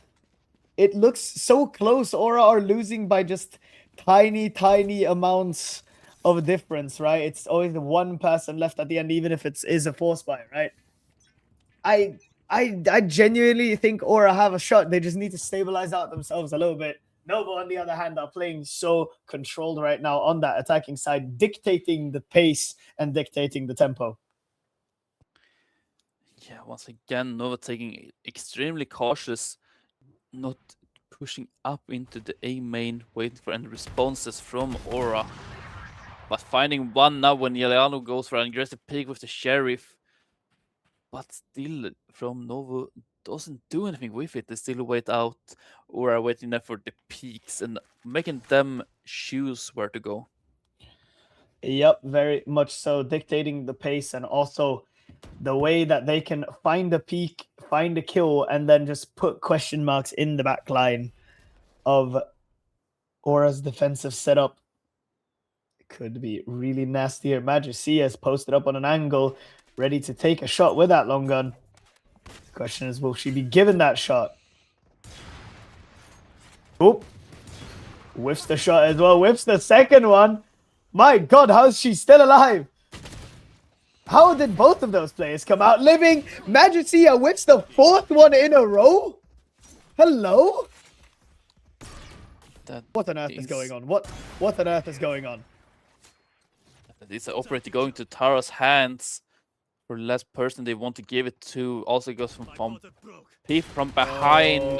Not sure about it. Maya shutting down any dream of getting out of the operator alive. 8-2 so far in this match. Looking mighty rough for Aura. Yeah, Aura's not looking too great right now, and they need to have a little chat about this. My God, what happened from the map 1 to this? Looks like an absolute beatdown. Yeah, I don't really know what to tell you. It is a slow starting Novo we talked about in the end of the second, in the end of the first match. We talked about Novo being the slow starting team, but now we really see them found their footing in the match and really showing Aura that they can't really be pushed around and they're really not a force to be reckoned with. But now we see Aura having 3 ults, almost 4 able to their arsenal to be used Meanwhile, from Nova, they only got from the shadows from Reinsa. So we gotta see if we can see some rounds coming to Aura before the switch. ORA Esports desperate to turn around this round and the next one to have a shot at halftime. And they have certainly the tools to be able to use them. And now is the time to burn those bridges and to light those boats on fire with the back to the wall. Now is the time to perform. It's time indeed. Don't want to give too many rounds of Nova before the round swap. But now we see how Nova is getting towards the B side, but FOKUS people getting used instantly from the side of Aura. Definitely. So Samsi, the one to send her snakebite. Fake TP from Reinsa committing towards the B side. Sumiruto has, however, seen the rotation. They should be aware of the possibility of NOVO Esports heading towards this A side, and it looks like they are. Tara out in the open. A bit labored, but managed to land the shot, and that's what means anything. The dog as well cleared out. Sumiruto finds her counterpart in Reinsa, and now NOVO, for the first time in a long time, in a numbers deficit. Majesty, if she finds all four here, then maybe it is over just like that, but I'm having a hard time seeing it.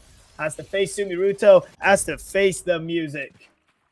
Aura with 0 ultimate used, except the Viper Speed winning this round, using the Viper Speed but gaining from the shadows from Sumiruto. It's something you can use, still have 3 ultimate available, meanwhile only Hunter's Fury is available from the side of Novo. So in the ultimate sense, this round should go to Aura, but it all depends on how they utilize their ultimates. Yep, very much so. And that is the big question on the board right now is, can Novo stabilize this out and bring themselves to a 9th? Or will Aura find themselves a 4th round and potentially put themselves in a better position for the second half? Reminder that Novo gets to pick what half they start on, since this is Aura's map pick. So there is a chance, but Novo through the smoke just clears out Tara. Numbers disadvantage once again in the hands of Aura Esports. Sorry. Hunter's Fury, both of them coming out at the very same time. I don't know if they're shooting at each other. Looks like that might be a possibility. And Ryota in mid has already picked up. Samsi and Giuliano is about to get pinched from the side as well. NOVO Esports extending to a 9th. Looks like they are, at least. It's not over until it's over, but I'm having a hard time seeing any path back. Yeah, I think some pings behind the boxes just to find the spray.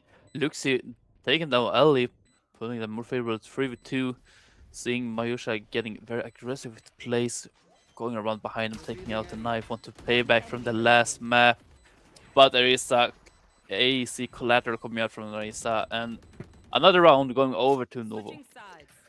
My god, a 9-3 What a change up from the last map. NOVO Esports going up 9-3. And now Aura on the attack side. Maybe they can cook up something crazy on this attack side that NOVO just does not have an answer to. And that is probably the only way for Aura to keep their heads above water in this series. Yeah, definitely. We saw how the last map, how NOVO took back a couple of rounds before finally losing the last round to Aura. Let's see if Aura can do it back towards NOVO, getting the rounds, maybe even coming out with the victory. But how it's looking right now is a full commitment from Aura to the A side versus alone Sumiritsu. Definitely so. Luxi, the one to try to initiate this side for them. A side is, as far as they can tell, completely empty. And now the pace speeding up a little bit. Tara and Giuliano already in on the site. Kelowna has been popped, which means a location noted for Rainstar. Giuliano wants to keep it going. So does Tara. 2 people spotted out into mid. It's Magesia coming in with her teammates ready to support. Snakebite on the ground holds them back for the time being, though. Spike is sticking away. It's a post-plan situation for Nova. They need to react somehow, but Giuliano finding the headshot, but getting tapped back. Ryota not letting it go. It takes out Tara. Ryota's falling too. It's only Elik alone against 2 people. Finding one, but can't find more. first round going over to ORA. This is exactly what ORA need. Medicine for the sickness, a pistol round, and hopefully now a bonus round as well. If they can't pick up the bonus round, Novo's just going to run away with the rest of the series, with the rest of the map. Sorry, not the series. Yeah, definitely. And how's it looking right now? They want to just take control over the map, sending 2 people towards the middle of the map. Just try to secure control. Meanwhile, from the defensive side of Novo, they just more likely stay in the calmly passive control alone, one on B site. Spike still in spawn, and now we see what Nova did on their attack side, just waiting for a response. Novo Esports now being tested. Ryota, the one that has to take contact. Tara has already walked in all the way onto site with the Outlaw. Ryota second guesses herself and rotates away. Oh my god, they're all leaving the site, giving it up completely for Novo Esports. And now ORA has full control. They don't even know the bomb's been planted until it's announced over the entire lobby. What can they do to fight back into this? I would say absolutely squat. It's 5 classics. Yeah, this one will be rough. The best we can get is some kills on the way. See how all 5 is stacking, trying to at least get something. There's marshals and guardians out, also 1 sheriff. So if they run into the right person, they definitely can get 1 or 2 kills with them. But is Tara gonna go behind them with the outlaw? Gonna find 1, finding almost 2 through the wall, flash coming out. Tara finding nothing more. Trying to find something. Not really, but the spy takes out the 2 in the end, not giving any extra credits over to ORA. Successfully dies to the detonation. No ult orbs given out for free, but even then, you look at the side of ORA. Some of them already halfway up, but you look at the side of Novo, they're still far away from those ults. Obviously, it's still just the 3rd round and a half, so it's not something to be too worried about right now. But the ult economy could spiral a lot if ORA keep this performance up. If you look at their loadout right now, it's not terrible. The loadout is not terrible. It's not good, but it's not terrible. Not really, but now we see them actually buying Novo right now. See, Tara wants to challenge someone in mid, but there's no one to challenge. Except Amaya that's playing way far behind. Drone's gonna be used, gonna meet each other in the air. Not really finding any more information. Toxins going up. And the speed difference between ORA and Novo is noticeable, where ORA just take their time, slowly creeping forward, gaining some ground. Testing out no man's land. Trying to find some bullets through the smoke from Maya, but doesn't connect them. In the meanwhile, a lot of the teams moving towards A side. Is Maya Juliano alone on A? B side is a 2v4 on A, but not really pushing. Viper's wall gonna be placed. Gonna cut off it, but we see Maya finding 1 on Luxie, but getting traded back by... Not really, but Maya's still alive on the backside, but now finally dying. Is a 3v3 situation, and it's a post-plant situation for Novo. Maya Miao behind the crate, the Sova ready to support. ORA Esports desperately need to keep Sumi and Samsi alive so that Giuliano has a chance to flank in and do damage. Sumi does great on the first. Will she find the second one onto Ryota? Yes, she will. On for a 4K to end this round. Ellie, on the other hand, cannot stabilize out. Sumi with a 4K brings ORA to 6 rounds, extending their rounds and bringing the lead of Novo Esports closer to equalization. Novo Esports now taking a timeout.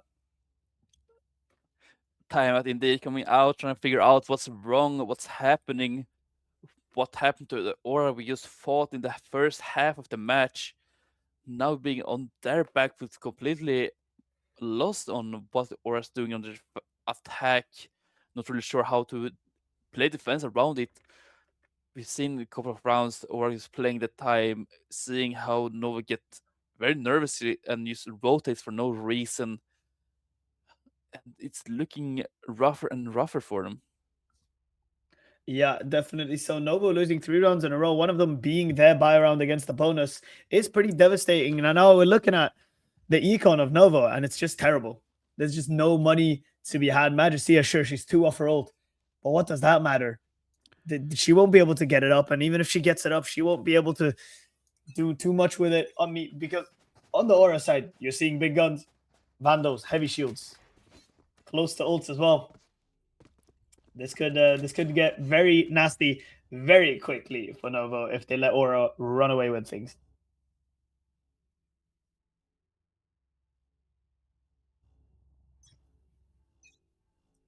Yeah, I completely agree.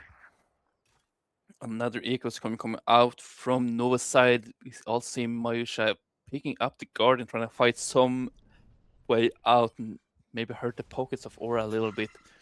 But let's see if they can be enough. We see how we also get an ult orb on Maya.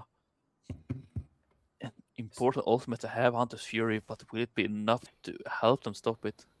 Sumirito just got hit with a tracking dart, and I don't mean she got pinged. She got hit with it. It landed on her. Meanwhile, she finds Rainsa and Majestia. Giuliano, in the meanwhile, with the rest of the team, onto that A site, has found themselves an empty and open site. Sumirito, 15 HP, teleports over to come in, and now Ellie and Maya are about to face their firing squad. Maya, however, decides to back off a little bit, tries her best to... I don't know what her plan is. There's no weapons down fair to pick up. Gun here. There's a Guardian, but that's not too much to write home about, especially... Ooh, that is, though. That shot is something to write home about. Empties the magazine into the body of Tara. And Will now it be enough to looking take for the... nothing but exits. Looking hard for Maya to do anything. Might found one way out. Now we see Samsi, walk right into the crosser, aiming a bit high, but the snap from Maya is enough. Picking out one. Not gonna get anything else. We also have Giuliano come from behind. Already on it. Maya firing it too. The 3K coming out. And a little cheeky body shooting coming. Little consolation prize for Maya. Sure, maybe she couldn't pick up the round, but she can still shoot at the end and bring 3 people out of the game, which means they cannot save their Vandals into this round. They have good money, but any dollar spent, any credit spent is credit not saved for the round after, just in case they were to lose this one. Looking rougher and rougher. Or is reducing the score difference by 1 round at a time. What looked like a 2-8, but it's now 9-7. Dimensional Rift gonna come out and look for a hard execute on the A side. Oh, Majesty has not been spotted, but she's also not been hitting no shots. The bird comes in, blinds up. And now Novo actually finding them kills for the first time. Sumirito left alone, and Ellie shuts her down. Novo finally bringing themselves around, bringing themselves up to double digits as well, 3 rounds away from the match. Finally stopping the momentum for Aura, stopping their absolute dominance of just taking a round by round. But right now, they're looking to close out the map and see if they're able to do it. We saw how last map Aura sat on 12 points a long time before finally able to close it. Still both full buy from the teams. Yes, very much. So you're seeing Tara with that counter operator probably trying to work it against the enemy duelist who's no longer holding it. Actually, Ellie, the one instead top fragging the lobby with the operator in hand. Information gained from Novo that the Aura players are not in a main, except that is no longer the case because Tara has walked up, about to catch Majestia maybe. Just kidding, other way around. Majestia reacts faster than she does, and now Aura need to kind of speed up towards this B side. Ryota, the only side defender, but the other's about to rush in and rotate. Ew, that first engagement was sloppy from Giuliano, and Ryota gets the frag. find something more. Riot that's stopping Sumeritsu from taking more space. A 5v2 situation. Slowly but securely choking out. The blind coming out, hitting them both. Looks as if they read, but it's not enough. Only one to go down. Nova's moving up to 11 points. One from a match point. 11-7 is now the score line. ORA Esports being forced back onto an awkward bye. They have no choices left in what to do. It is now starting to look like win or map 3 is on the horizon. And honestly, Samsi and Giuliano have had a very quiet game so far. Samsi being 5-14, Giuliano 9-13. It's rough to see, but if they can wake up now, I believe that ORA has the ability to just make it. That is the question. Seeing how taking in the mid control, using drone to get information, while Tara picks the operator in mid and get her down. Now with the almost full control, trying to use cloning, but doesn't really reach around the corner.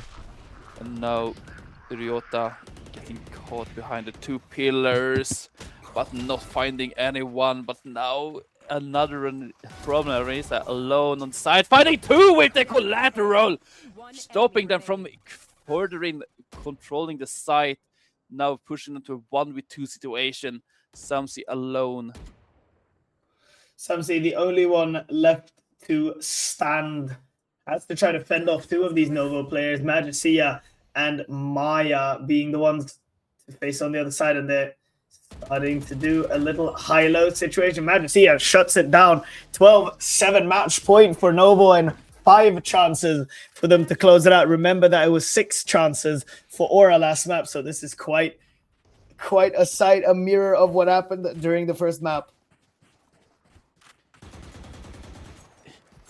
Yeah, we saw from the last match, as you mentioned, ORA having the hard time to close up the match. Now we'll see if Nova has what it takes to actually close it out. Weapons are still full by coming out, and even now operators getting picked up by Ryota. That is alone on A side. Meanwhile, the rest of the team have been investing to B, have committed very hard to use the coming B, while Sam's getting an early pick on Maisha.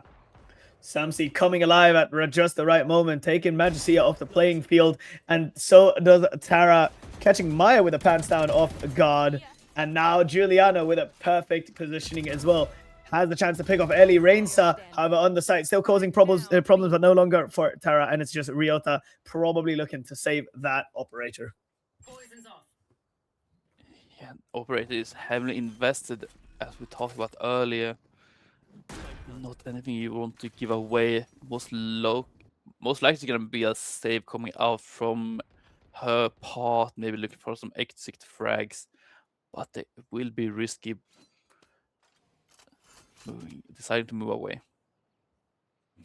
Yeah, Ryota just looking to hold on to this long gun, and it looks like ORA are actually willing to let her hold on to it.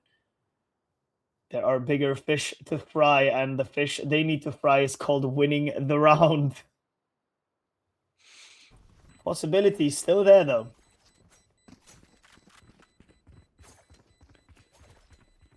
Don't really, and this one will most likely go to ORA. And also, if I want to remember right, we still have one timeout left on Nova's side, so we can still talk together and make something up to stop ORA from keep on advancing and closing the gap between them. Very much so. The risk, however, with taking a timeout is that you give ORA a chance to speak as well, and maybe that's not something you want to be doing right now when ORA have a bit of momentum on their side and maybe has some small issues that they can fix if given the chance to talk.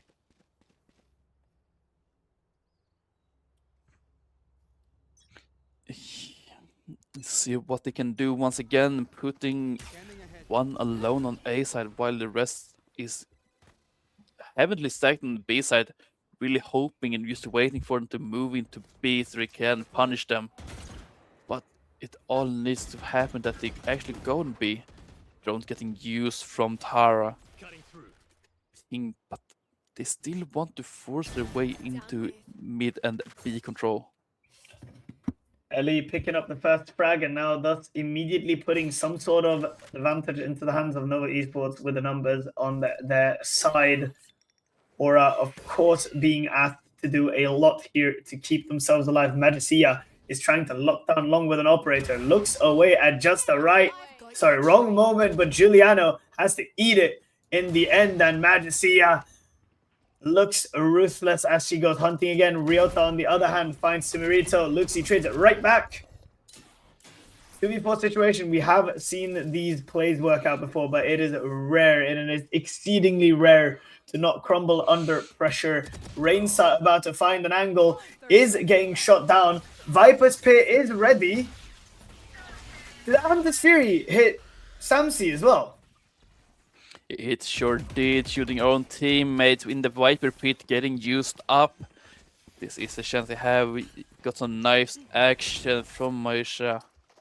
10 seconds on the clock. Samsi, the only one to stand to keep her team alive, but Novo, they take it to 13 with Ellie gunning her way into a victory. 13-8 on Breeze. They steal the map pick of Aura away as well, and we are going towards Breeze later. What a game, what resilience from Novo to come back after losing that first map and come back no less on Aura's map pick. What a play from these girls. Yeah, definitely. They really show that they won't give up that easily, and also just the resilience, as you're talking about, from a hard position on the first map to very clear dominating the second one, pushing them into a third map. So I'm really excited to see how the last map's gonna go. Definitely so. The last map, of course, being the end of the series, right? Winner of that map is the winner of the series that moves on to the semi-finals, which is absolutely huge. The semi-finals, and then if you win that, you move on to the grand finals, which is why every one of these teams is here.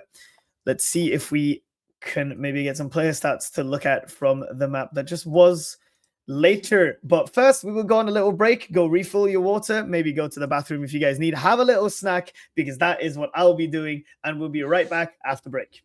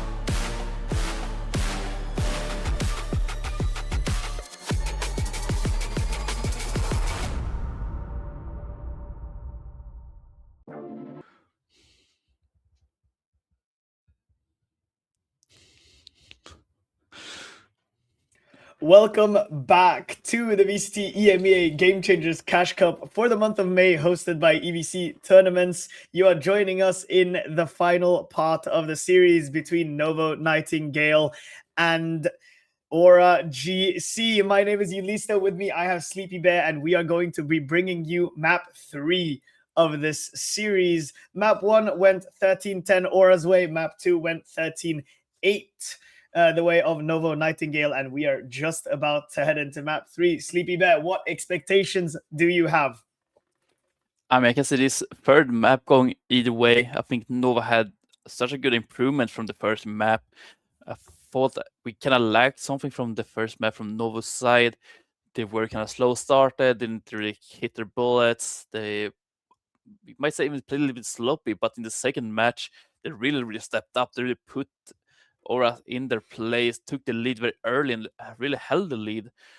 ORA did manage to get some rounds back, but it wasn't anything too crazy to put NOVO in such danger or anything.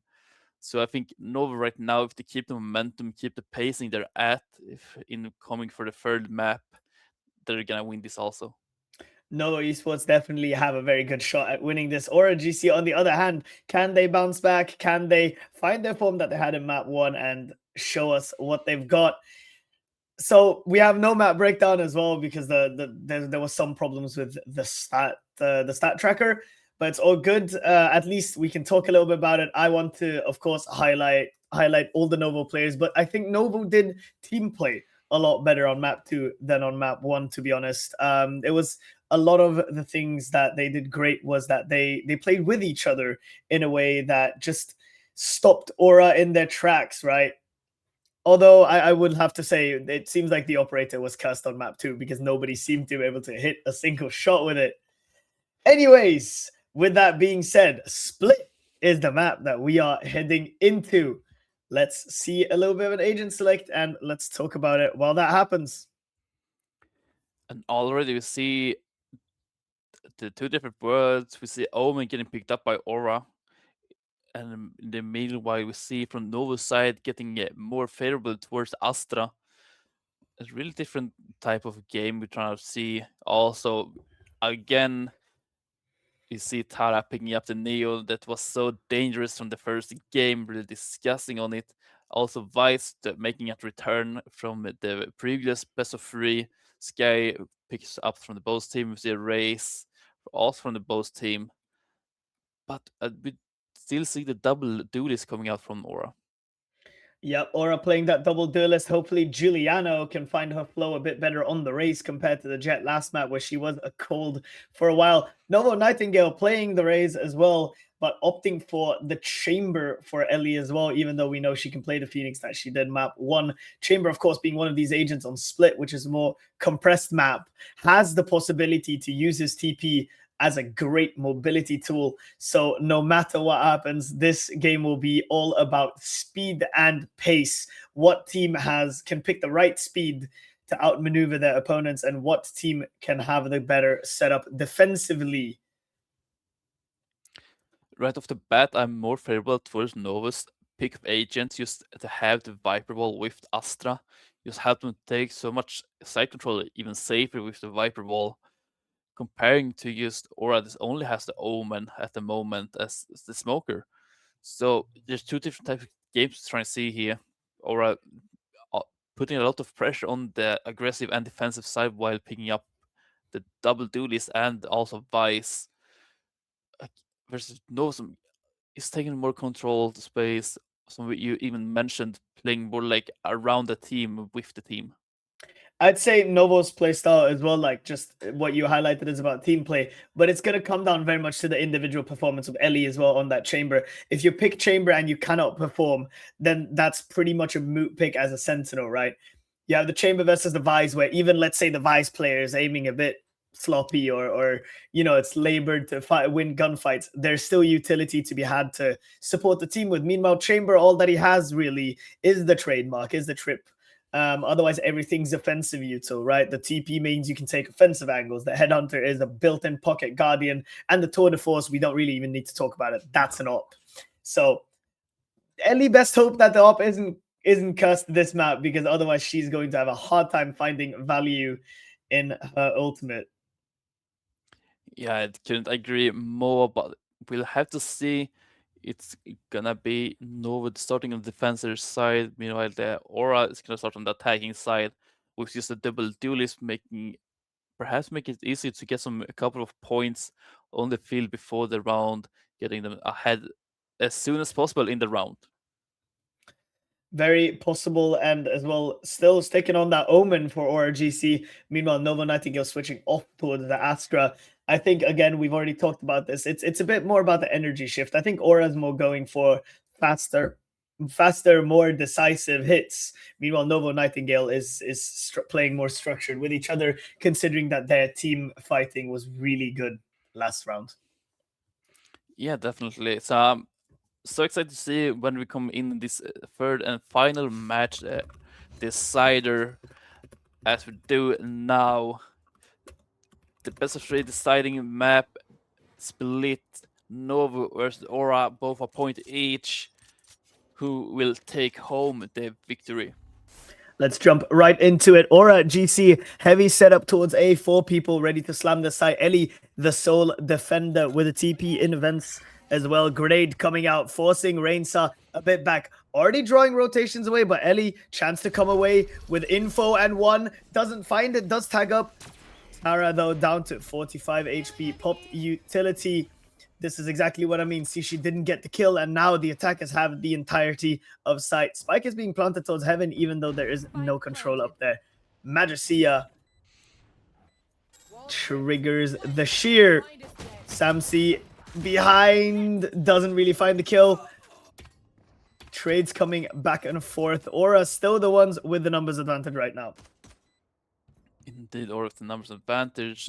Rainsa trying to find something behind, but Tara is there. Maja with the Sheriff finding 3 people in this round. Is in a hard position right now. Spike is planted for her.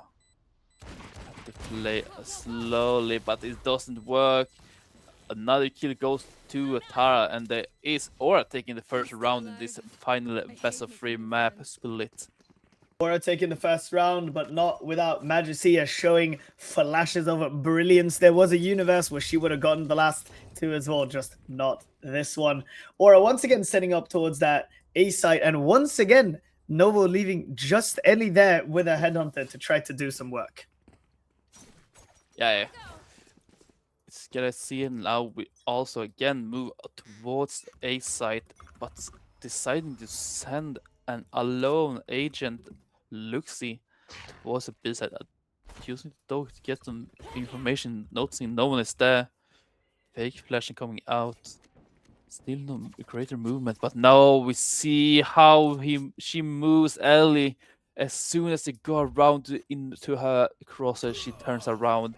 Such a horrible timing, but Tara picks engage, and now the site is there.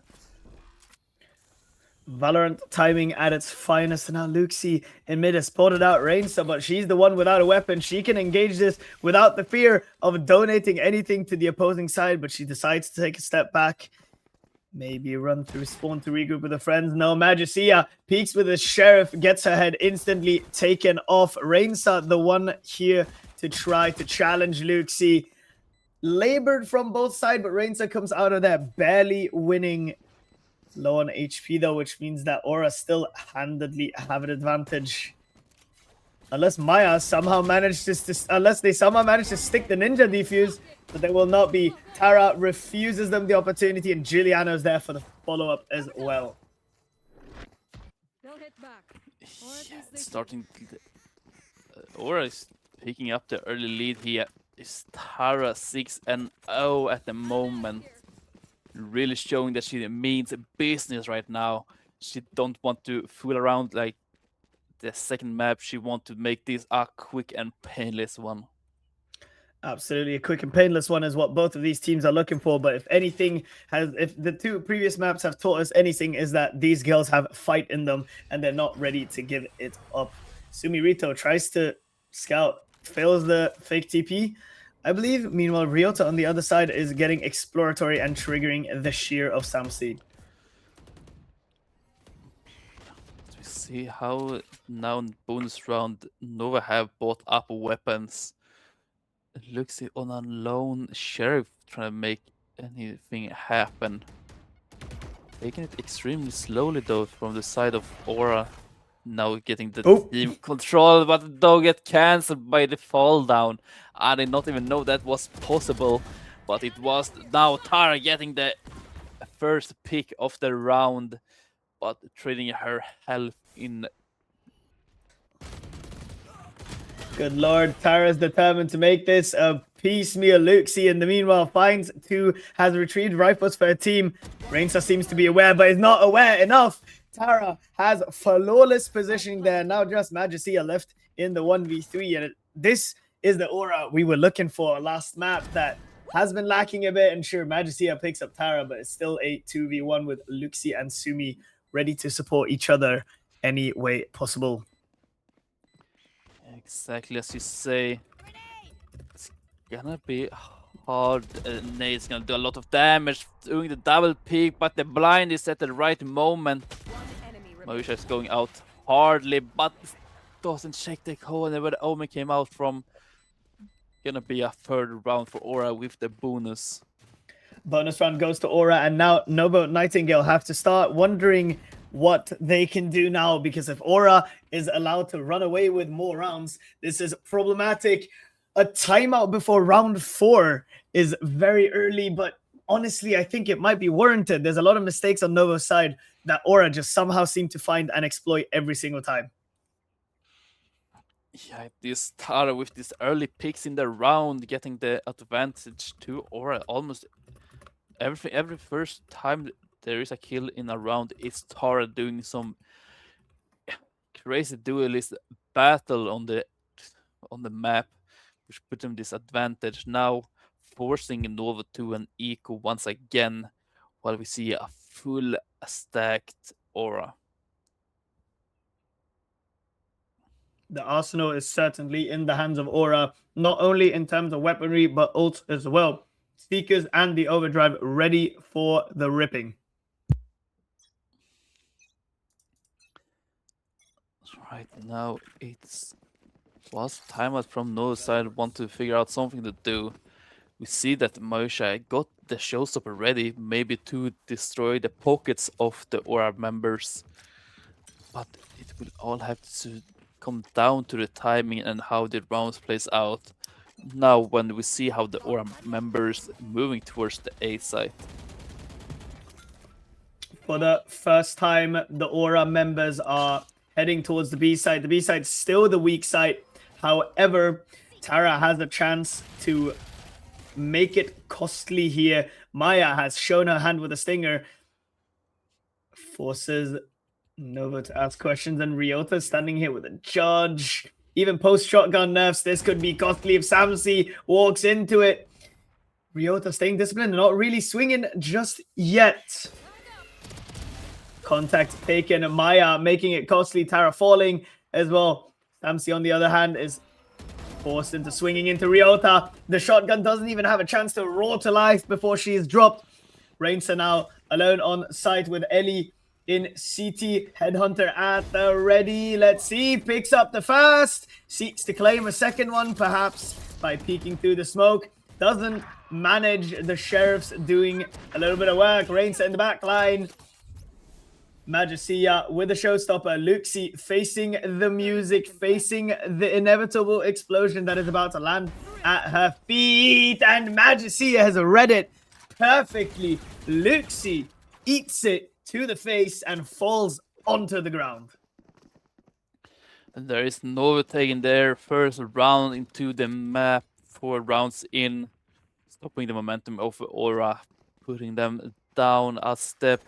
Instantly seeing Ellie picking up the operator, want to go for some aggressive plays, probably around the middle, but it all comes down to just how useful the operator can be. You saw earlier the operator bullets didn't really land, was kind of cursed, but we'll see if it changed on this map.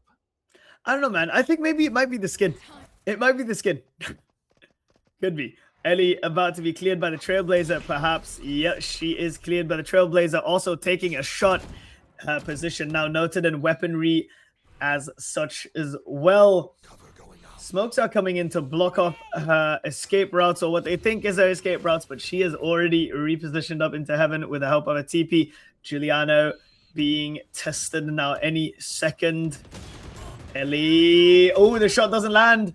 Quicker on the draw for the side of Aura. Maya Meow in backside finds two. Samsi and Sumiruto, the two ones left, having to face Maya's onslaught and plant the spike as well. Huge possibility for Maya. Her positioning is great. She walks out onto rafters and they're not watching for it. She finds the first, but Samsi has the reaction time to clear it out. 4-1 to Aura, and they keep extending. This will still hurt the pockets from the side of Aura. Getting 4 members down is definitely something that will hurt. Meanwhile, from Nova's side, we're seeing they have forced it with 2 Vandals and Light Shields being picked up from both Maya and Mayusha. So we have to see if they want to do something. Meanwhile, we see a Guardian coming out from Sumiritsu from Aura. So might see a little bit of a longer distance battle. It might very much be. Weaponry still firmly in the hand of Aura, though. This round should be pretty comfortably theirs. Ellie always dangerous with the Headhunter, ready to strike if anyone dares walk into her sights. Maya and Ellie now venturing down mid. Gets her head chopped off by Tara. Ever so sharp right now, 10-3 after 5 rounds of play. B-site kind of cracked open, but nobody's ready for it. Nobody seems to be going. Giuliano, on the other hand, ready to explore satchels at the ready. Could be going for it. Tara takes a sheriff shot to the side of her head. She looks the wrong direction. Giuliano, Rainsa sits up in the air and gets picked off. Grenade to stop Magicia and force her to swing out into the rest of the team. Aura looking to secure a 5th right here. Maya on the flag behind, but then noticed by Samsi, but doesn't matter. Shows up getting pulled out, but doesn't land, does not hit its target. I mean, like, Ryota is from a crazy angle here, getting flashed. Doesn't matter, getting shut down. Just trying to get anything in right now from Mia, but it does not matter when it's Aura still keeping the lead after this short Nova win. Yep, real.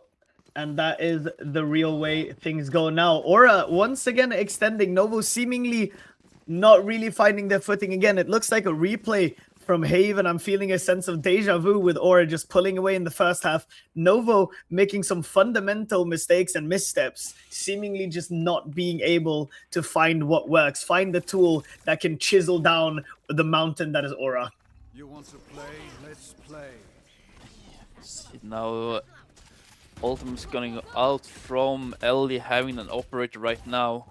Want to do something in this round. Seeing how Aura taking full Haven control. But we also have Mayusha at the backland, hilt unnoticed, coming from behind. Getting out. It's gonna be enough. Tara finds one. Oh, Giuliano, a bit of a whiff. Ellie, the one now to be tested, is swinging with the tour de force, finds one. Tara, interestingly enough, chooses not to re-swing. Finds the first, slides in the second one as well. Equal 2v2. Time on the side of Aura right now. So much stall potential with those Razor Vines. Samsi, meanwhile, has a flash setup as well that she can pop at any moment. Ellie misses the shot. The operator bullets still seem a bit cursed. Luxi about to flank in. Maya not even on the spike and faces the opposition, but somehow picks up one fully blind. Doesn't pick the second one, but that wouldn't have mattered anyway. Time was running desperately low. And Aura guaranteeing an equal half and looking to pull away even harder. Yeah, I think as Aura stepped up from the previous map where there was Novo that took the majority lead. But also another timeout is gonna come out from the side of Novo.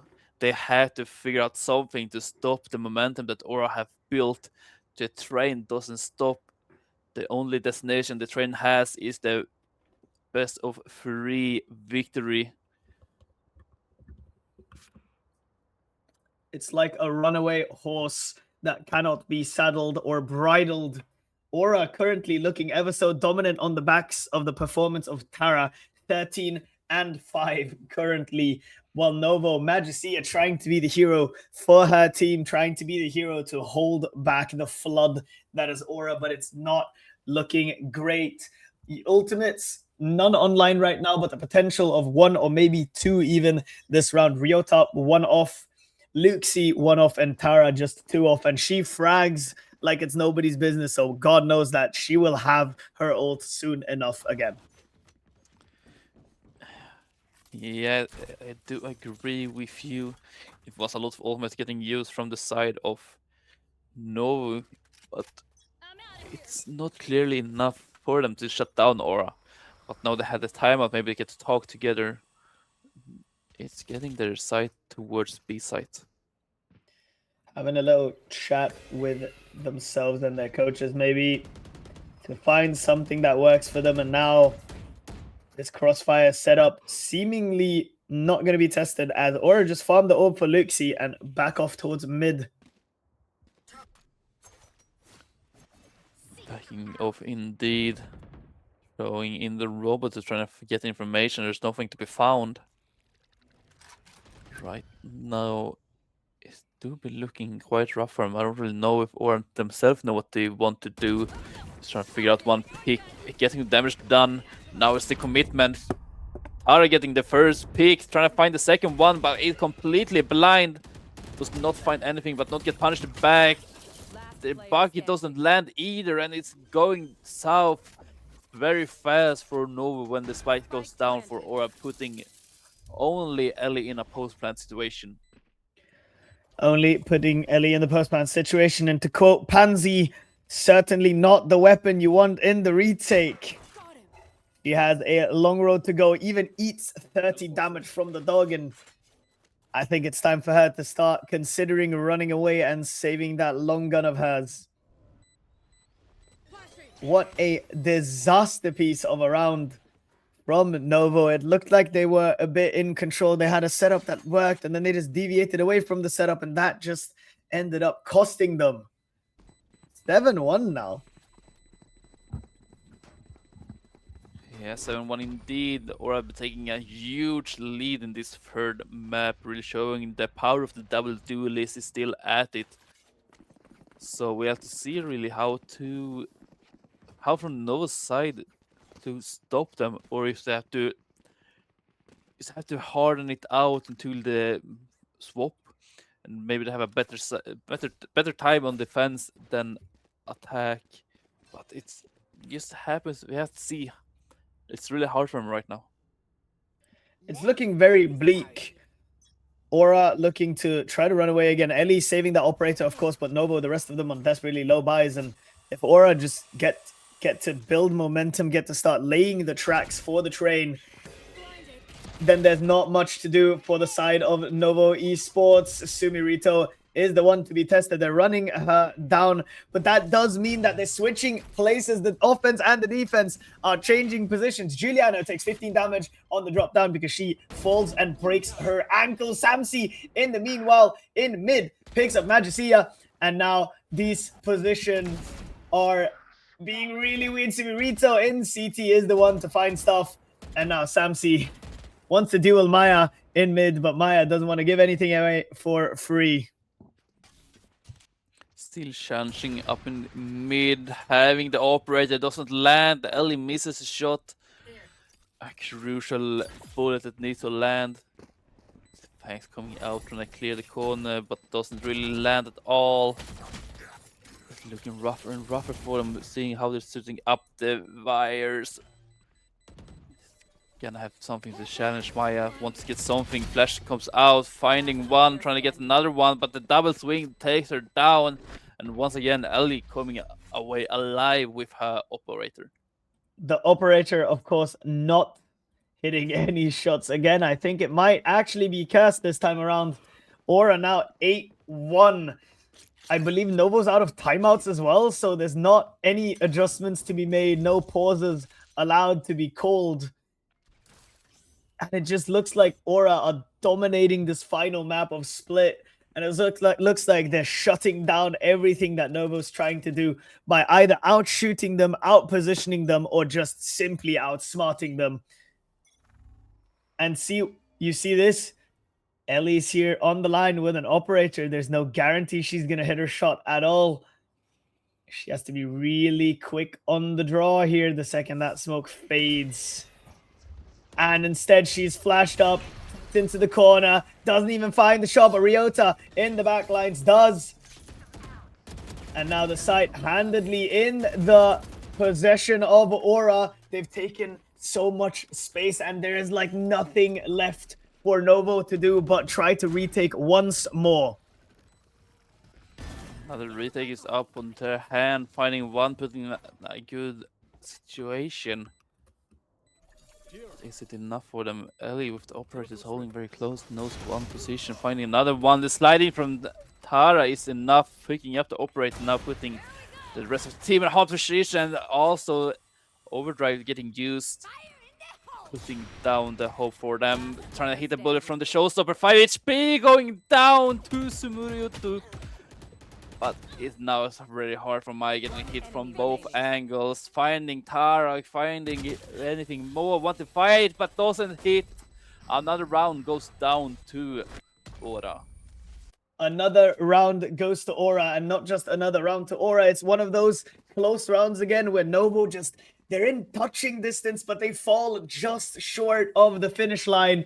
And Aura now 9-1, potentially looking to extend to 10, maybe even 11 if they play their cards right.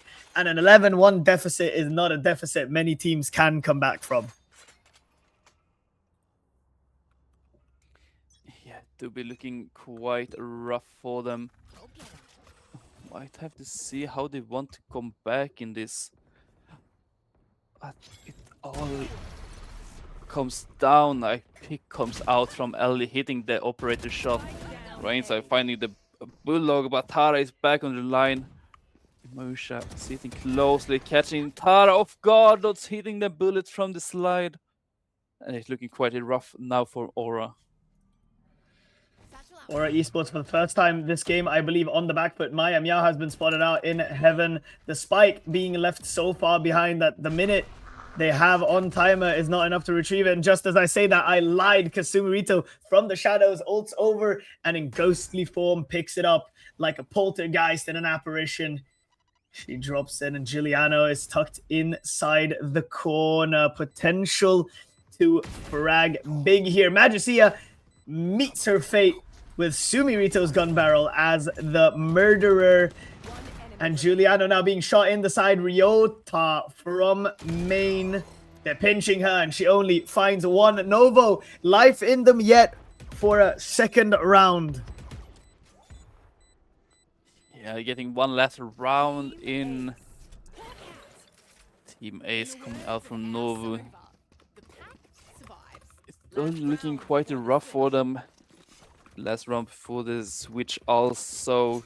Can they take another round here? Novo got one round, but does not hurt the pockets of Aura. They still have enough money to go for a shopping spree after this match. But it all comes down to one more round. Can they come out with the 2-10, or are they going to reduce it to 9-3? We will absolutely have to see the outcome of this. Aura Esports, if they extend to double digits in the first half, that is an advantage. Few teams can squander. And now Tara's already in on the side, baiting out the shots from Ryota. She has a shorty ready to fire the second. Tara steps in, finds the first, cannot find the second. Giuliano's right there, back to trade out. And now the heaven push coming in. A little bit of a whiff from Sumurito. Puts the attacking side into an awkward post plant with one person detached inside the cubby. Cleared, not by the boombot actually, and two on the site. Magicia jumping in, gets spotted out. Samsi team flash, I believe. Doesn't live for very long. Giuliano, the only one left in a 1v3, finds the first, but no more will she find. Novo Esports bringing it up to 3, making it possible but difficult. They didn't actually. And now all they can hope for is the 9-3 cast. Yeah, the 9-3 curse is something we all are well aware of. And I think that's what Novo is hoping for right now. Maybe the curse becomes a blessing in their favor at the moment. But a 9-3, a very strong start coming out from ORA in the beginning with the double duel list. But now the double duel list is on defense. Now we'll see how they manage to even close out the game. Even from the first map that was on Haven, they sat on 12 points for a long time before able to closing the game. So Novo still have a fighting chance in this. Certainly not over until it's over. Never surrender, never give up. There's always fight left. And Novo on this pistol round with a chance to bare their teeth and snarl at Aura's game plan and take the control of the series. Ellie careful on the push-up. The only insert. Meanwhile, Giuliano is pushed down mid and Maya is forced into an awkward fight, taking a chunk of damage from the grenade as well. Ellie spot out Sumiruto, but it's all an elaborate ruse. Look at the positioning on Novo on the mini-map. They're on their way towards A. An elaborate ruse. Samzi spotted out shoulder, peaked 25 HP damage, takes a ghost shot to the shoulder, I believe. Spike now going down and a post plant in for Novo. Finding damage on Ryota, but it's not enough to get the bullet. Also, Giuliano from behind getting Ellie. A 4v4 situation with the spike planted. Are able to do it. Sumurutsu finding one, putting them in advantage now. 3v4 situation. Waiting for the team in the smoke. Trying to get something more. Finding one. The only one left. It's only Reinsa alone against the entire team of ORA. And ORA is taking the first round in the half of map number 3. Novo tried to bare their teeth, but their teeth were not sharp enough to cut through the solid rock that is Aura's defensive setup here. 3-10. Now the question is, what can you do? Aura are only 3 rounds away from not just securing the map, but securing the series and a spot in the semifinals of Cash Cup. Meanwhile, Novo, it's a long way back and a tall mountain to climb. But every mountain climb starts with committing to that first step up the slope. And there is no better way to see what teams can bring out than when they have their backs against the wall with nowhere to run. Indeed. And 3 right now, choosing from no side to push on towards the A side once again. Aggressive Heaven control by Novo. Moisha even gonna take it so far to hold the rotate from B to A. Meanwhile, the rest of the team have we moved towards the sewers, towards B side, gonna be spotted by the dog. Now they know the majority is rotating over to the side. But not clearly panicking enough, while Ellie finding Tara with the headhunter. Yellow finding Ryota back, it's a 4v4 situation. The guns are in favor of Aura. Aura has the gun advantage. Samsi, the only one sole defender on the A site, has a lot to do here. Sure, the Marshal has the potential to do a lot of damage. None of these players have shields. Doesn't even matter for Samsi because she goes for the headshot anyways. Now, Magicia falls at her feet as well. Now just Reigns and Ellie left in the 2v4 against stronger weapons. Giuliano and Samsi, the duo that says no. And now, 3-11. Aura versus Novo. Aura has 11 rounds. Novo has 3. They're going to have to pull up the Fnatic level comeback here to even have a chance of making it at the very end. And it all starts with a buy round. If they cannot convert this one, I fear the series might be over. I also noticed that the winner of this best of 3 is gonna go against the match we looked at before between Sakura and RGB something FRB? FRG. FRG. FOKUS is waiting for the winning team in the bracket. Novo Reinsa desperate seemingly to make it back, to bring it to a match against FOKUS Sakura. I believe one of these players on NOVO has played for that team. I think it is Ellie, if I'm not mistaken. So that would be a rematch. And now the 3v5. Stamsy is about to take the orb, but gets swinged by Ryota. And now, advantage for the first time on the attacking side. Firmly in the hand of ORA, but Tara ever so lethal, even with the pistol. My God, she is on point. Surely you can't do this. You can't win this 1v3. You can't win it. Hit a 3k with the... Surely not! Tara, you can't hit these bullets. You can't do this. Surely not! Trying to get to the last one. Maya shutting down the dream, but Tara might have saved the round, but it's enough. Tara. Absolutely disgusting with the sheriff finding 4 people and still goes for the ace. Completely a beast. 4 shots, 4 kills with a weapon that costs 800 credits against a team with Vandals. That is absolutely nasty stuff. Tara made back the investment on that sheriff and doubled it too. What a player she is, and if she can keep delivering for ORA like this, there might be no stopping them. We're straight into the finals. Ellie taking a lot of damage right now from this bullets from ORA. Just gotta see what they want to do, taking the majority of the mid control slowly but carefully creeping their way up. Smoke's gonna be used, making the player from Nova quite scared. Now pick coming up from Ayushta. Now everything's falling down, trading 1 for 1. Giuliano finds 2 through the smoke even. And damage with the nade does hurt a lot, while Ryota alone moving towards the A site. Novo's attacking side certainly looking like they're being dismantled by the mid defense of ORA.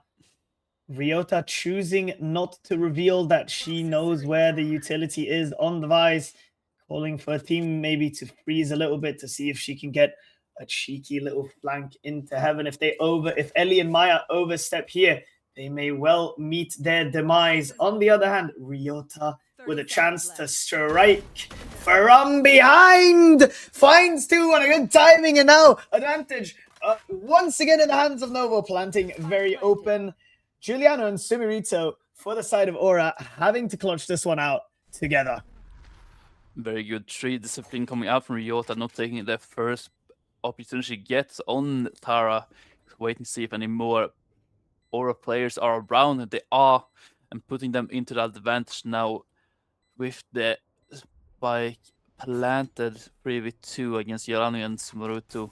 Have been doing really good during this series, but can they finish up this together, or is the force of Novo too strong?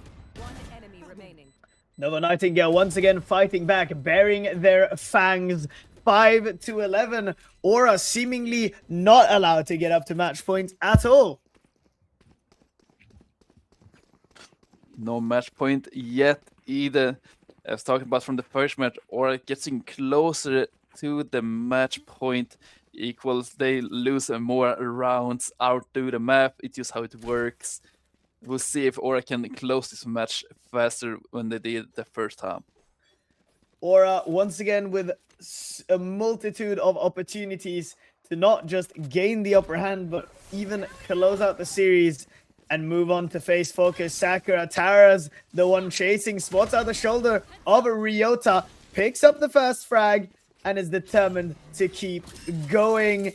Ellie and Magicia, on the other hand, triggers the Vice Wall, picks off Giuliano, but Samzi's ready with the Sheriff to deal big damage. It's a game-changer Sheriff, once again rearing its head, even picks off the Showstopper. ORA determined to make this work. And now Ellie, though, gets picked up by Samzi. Rainsa in the 1v2 is blinded up by the paranoia, has to face both Sumiruto and Tara. Tara, the one with the Vandal in her hand, playing a high-low setup. If they just play this properly, I believe Rainsa is cooked. And we currently, Videos died. We're currently sitting blind. Hopefully, we will be back rather quick.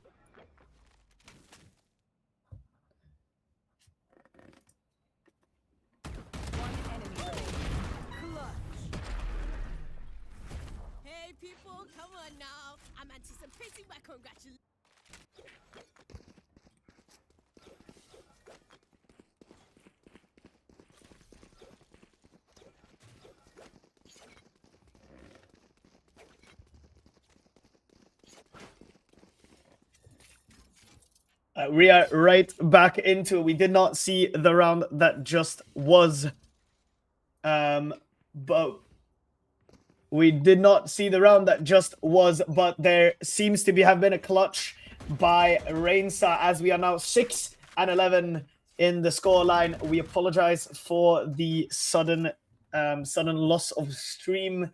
Unfortunately, production technicals is always fickle at best. But now jumping straight back into it, Novo, Nightingale once again attacking up through mid. You're seeing ORA taking very aggressively positions on the B side, taking full control, but having Ellie on the outside ready for them if they want to swing. But they're not really ready for it. Having the blind in his hand, Omen ready for it, waiting for common Ruby. But their entire team is moving towards the A side. Tara's timing pretty golden, just off the timing by a few seconds, not longer.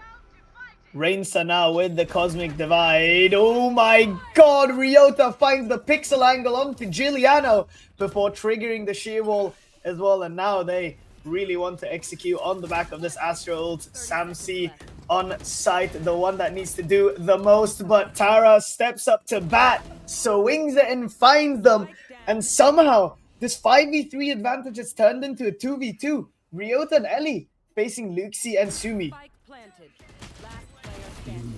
Looking away at exactly wrong decision, wrong time, the timing. Even the Viper's pit getting used in vain. As ORA is now sitting on the match point, ready to end this series. Same situation as earlier. ORA with 6 chances to close out the map. These 6 chances are 6 must-win rounds for Novo Esports, for not just series life, but tournament life. For the chance to face FOKUS, Sakura, and for the chance of winning the Cash Cup and crowning themselves champions. But before we get that far, Novo Nightingale, 4 players towards A, ORA meeting them head-on. Yeah, it's gonna be interesting at least to see if ORA can finish this map and take the victory and go away facing Sakura when we already Tara getting the first bullet. But now what's happening in the face of just Moisha? I don't really know what happened. He's standing on top of each other. Probably got scared enough, but now it's a 4v2 situation looking mighty rough for Novo. Have to do something quick to reduce the number of ORA players. Seeker sent out, having tracked down some of these players. Samsi now about to be tested on the site together with Sumi. It is Maya and Rainsa, 2 big players into heaven, but they are being slowly walked upon by Tara. Maya falls, and it's just Rainsa blinded up, lost, and Samsi picks up the kill. 13-6. ORA win the series, and ORA advance to face FOKUS Sakura in the semi-finals of Cash Cup. What a series we have been witness to today. Isn't that true, Sleepy? I mean, it went from ORA almost losing the game 1, to just sitting on match point, to just Novo clearly having the domination on the second map, and to just ORA completely massacring Novo on the third map. It's been ups and down every round, but it's been incredible to watch. Ups and downs are absolutely the way to describe this entire series. Massive credit to all of these players for having the resilience of fighting even when it is difficult. But before we end for today, I would like to break down this map a little bit. Split, of course, being the map that we just watched, and that is the one that we are interested in. Do you have any standout players that you want to talk about? I mean, I think it's a clear show, like a clear winner, and it's Tara being an absolutely demon on anything you give her. so comfortable in her duelist plays, having almost 1v5 Sheriff ace is just completely insane from the second map when she slides into window, getting the one tap with the ghost. Is like the amount of plays Tara does, it's just unlimited. Tara has, of course, been the highlight machine for today. And if Tara, somehow you're watching this VOD, take some of those clips and edit them into a highlight reel with you. What a series we've seen. And that has been that for us today. Actually, we'll be back tomorrow. So at least EVC will be back. I'm not sure if we will be back, but there will be a game tomorrow as well for the semifinals. Potentially FOKUS Sakura versus ORA GC for a spot in those grand finals of VCT EMEA Cash Cup for the month of May, hosted by the EVC tournaments. My name is Yulisto. This has been Sleepy Bear, and we are signing off for today. Take care and have a good evening.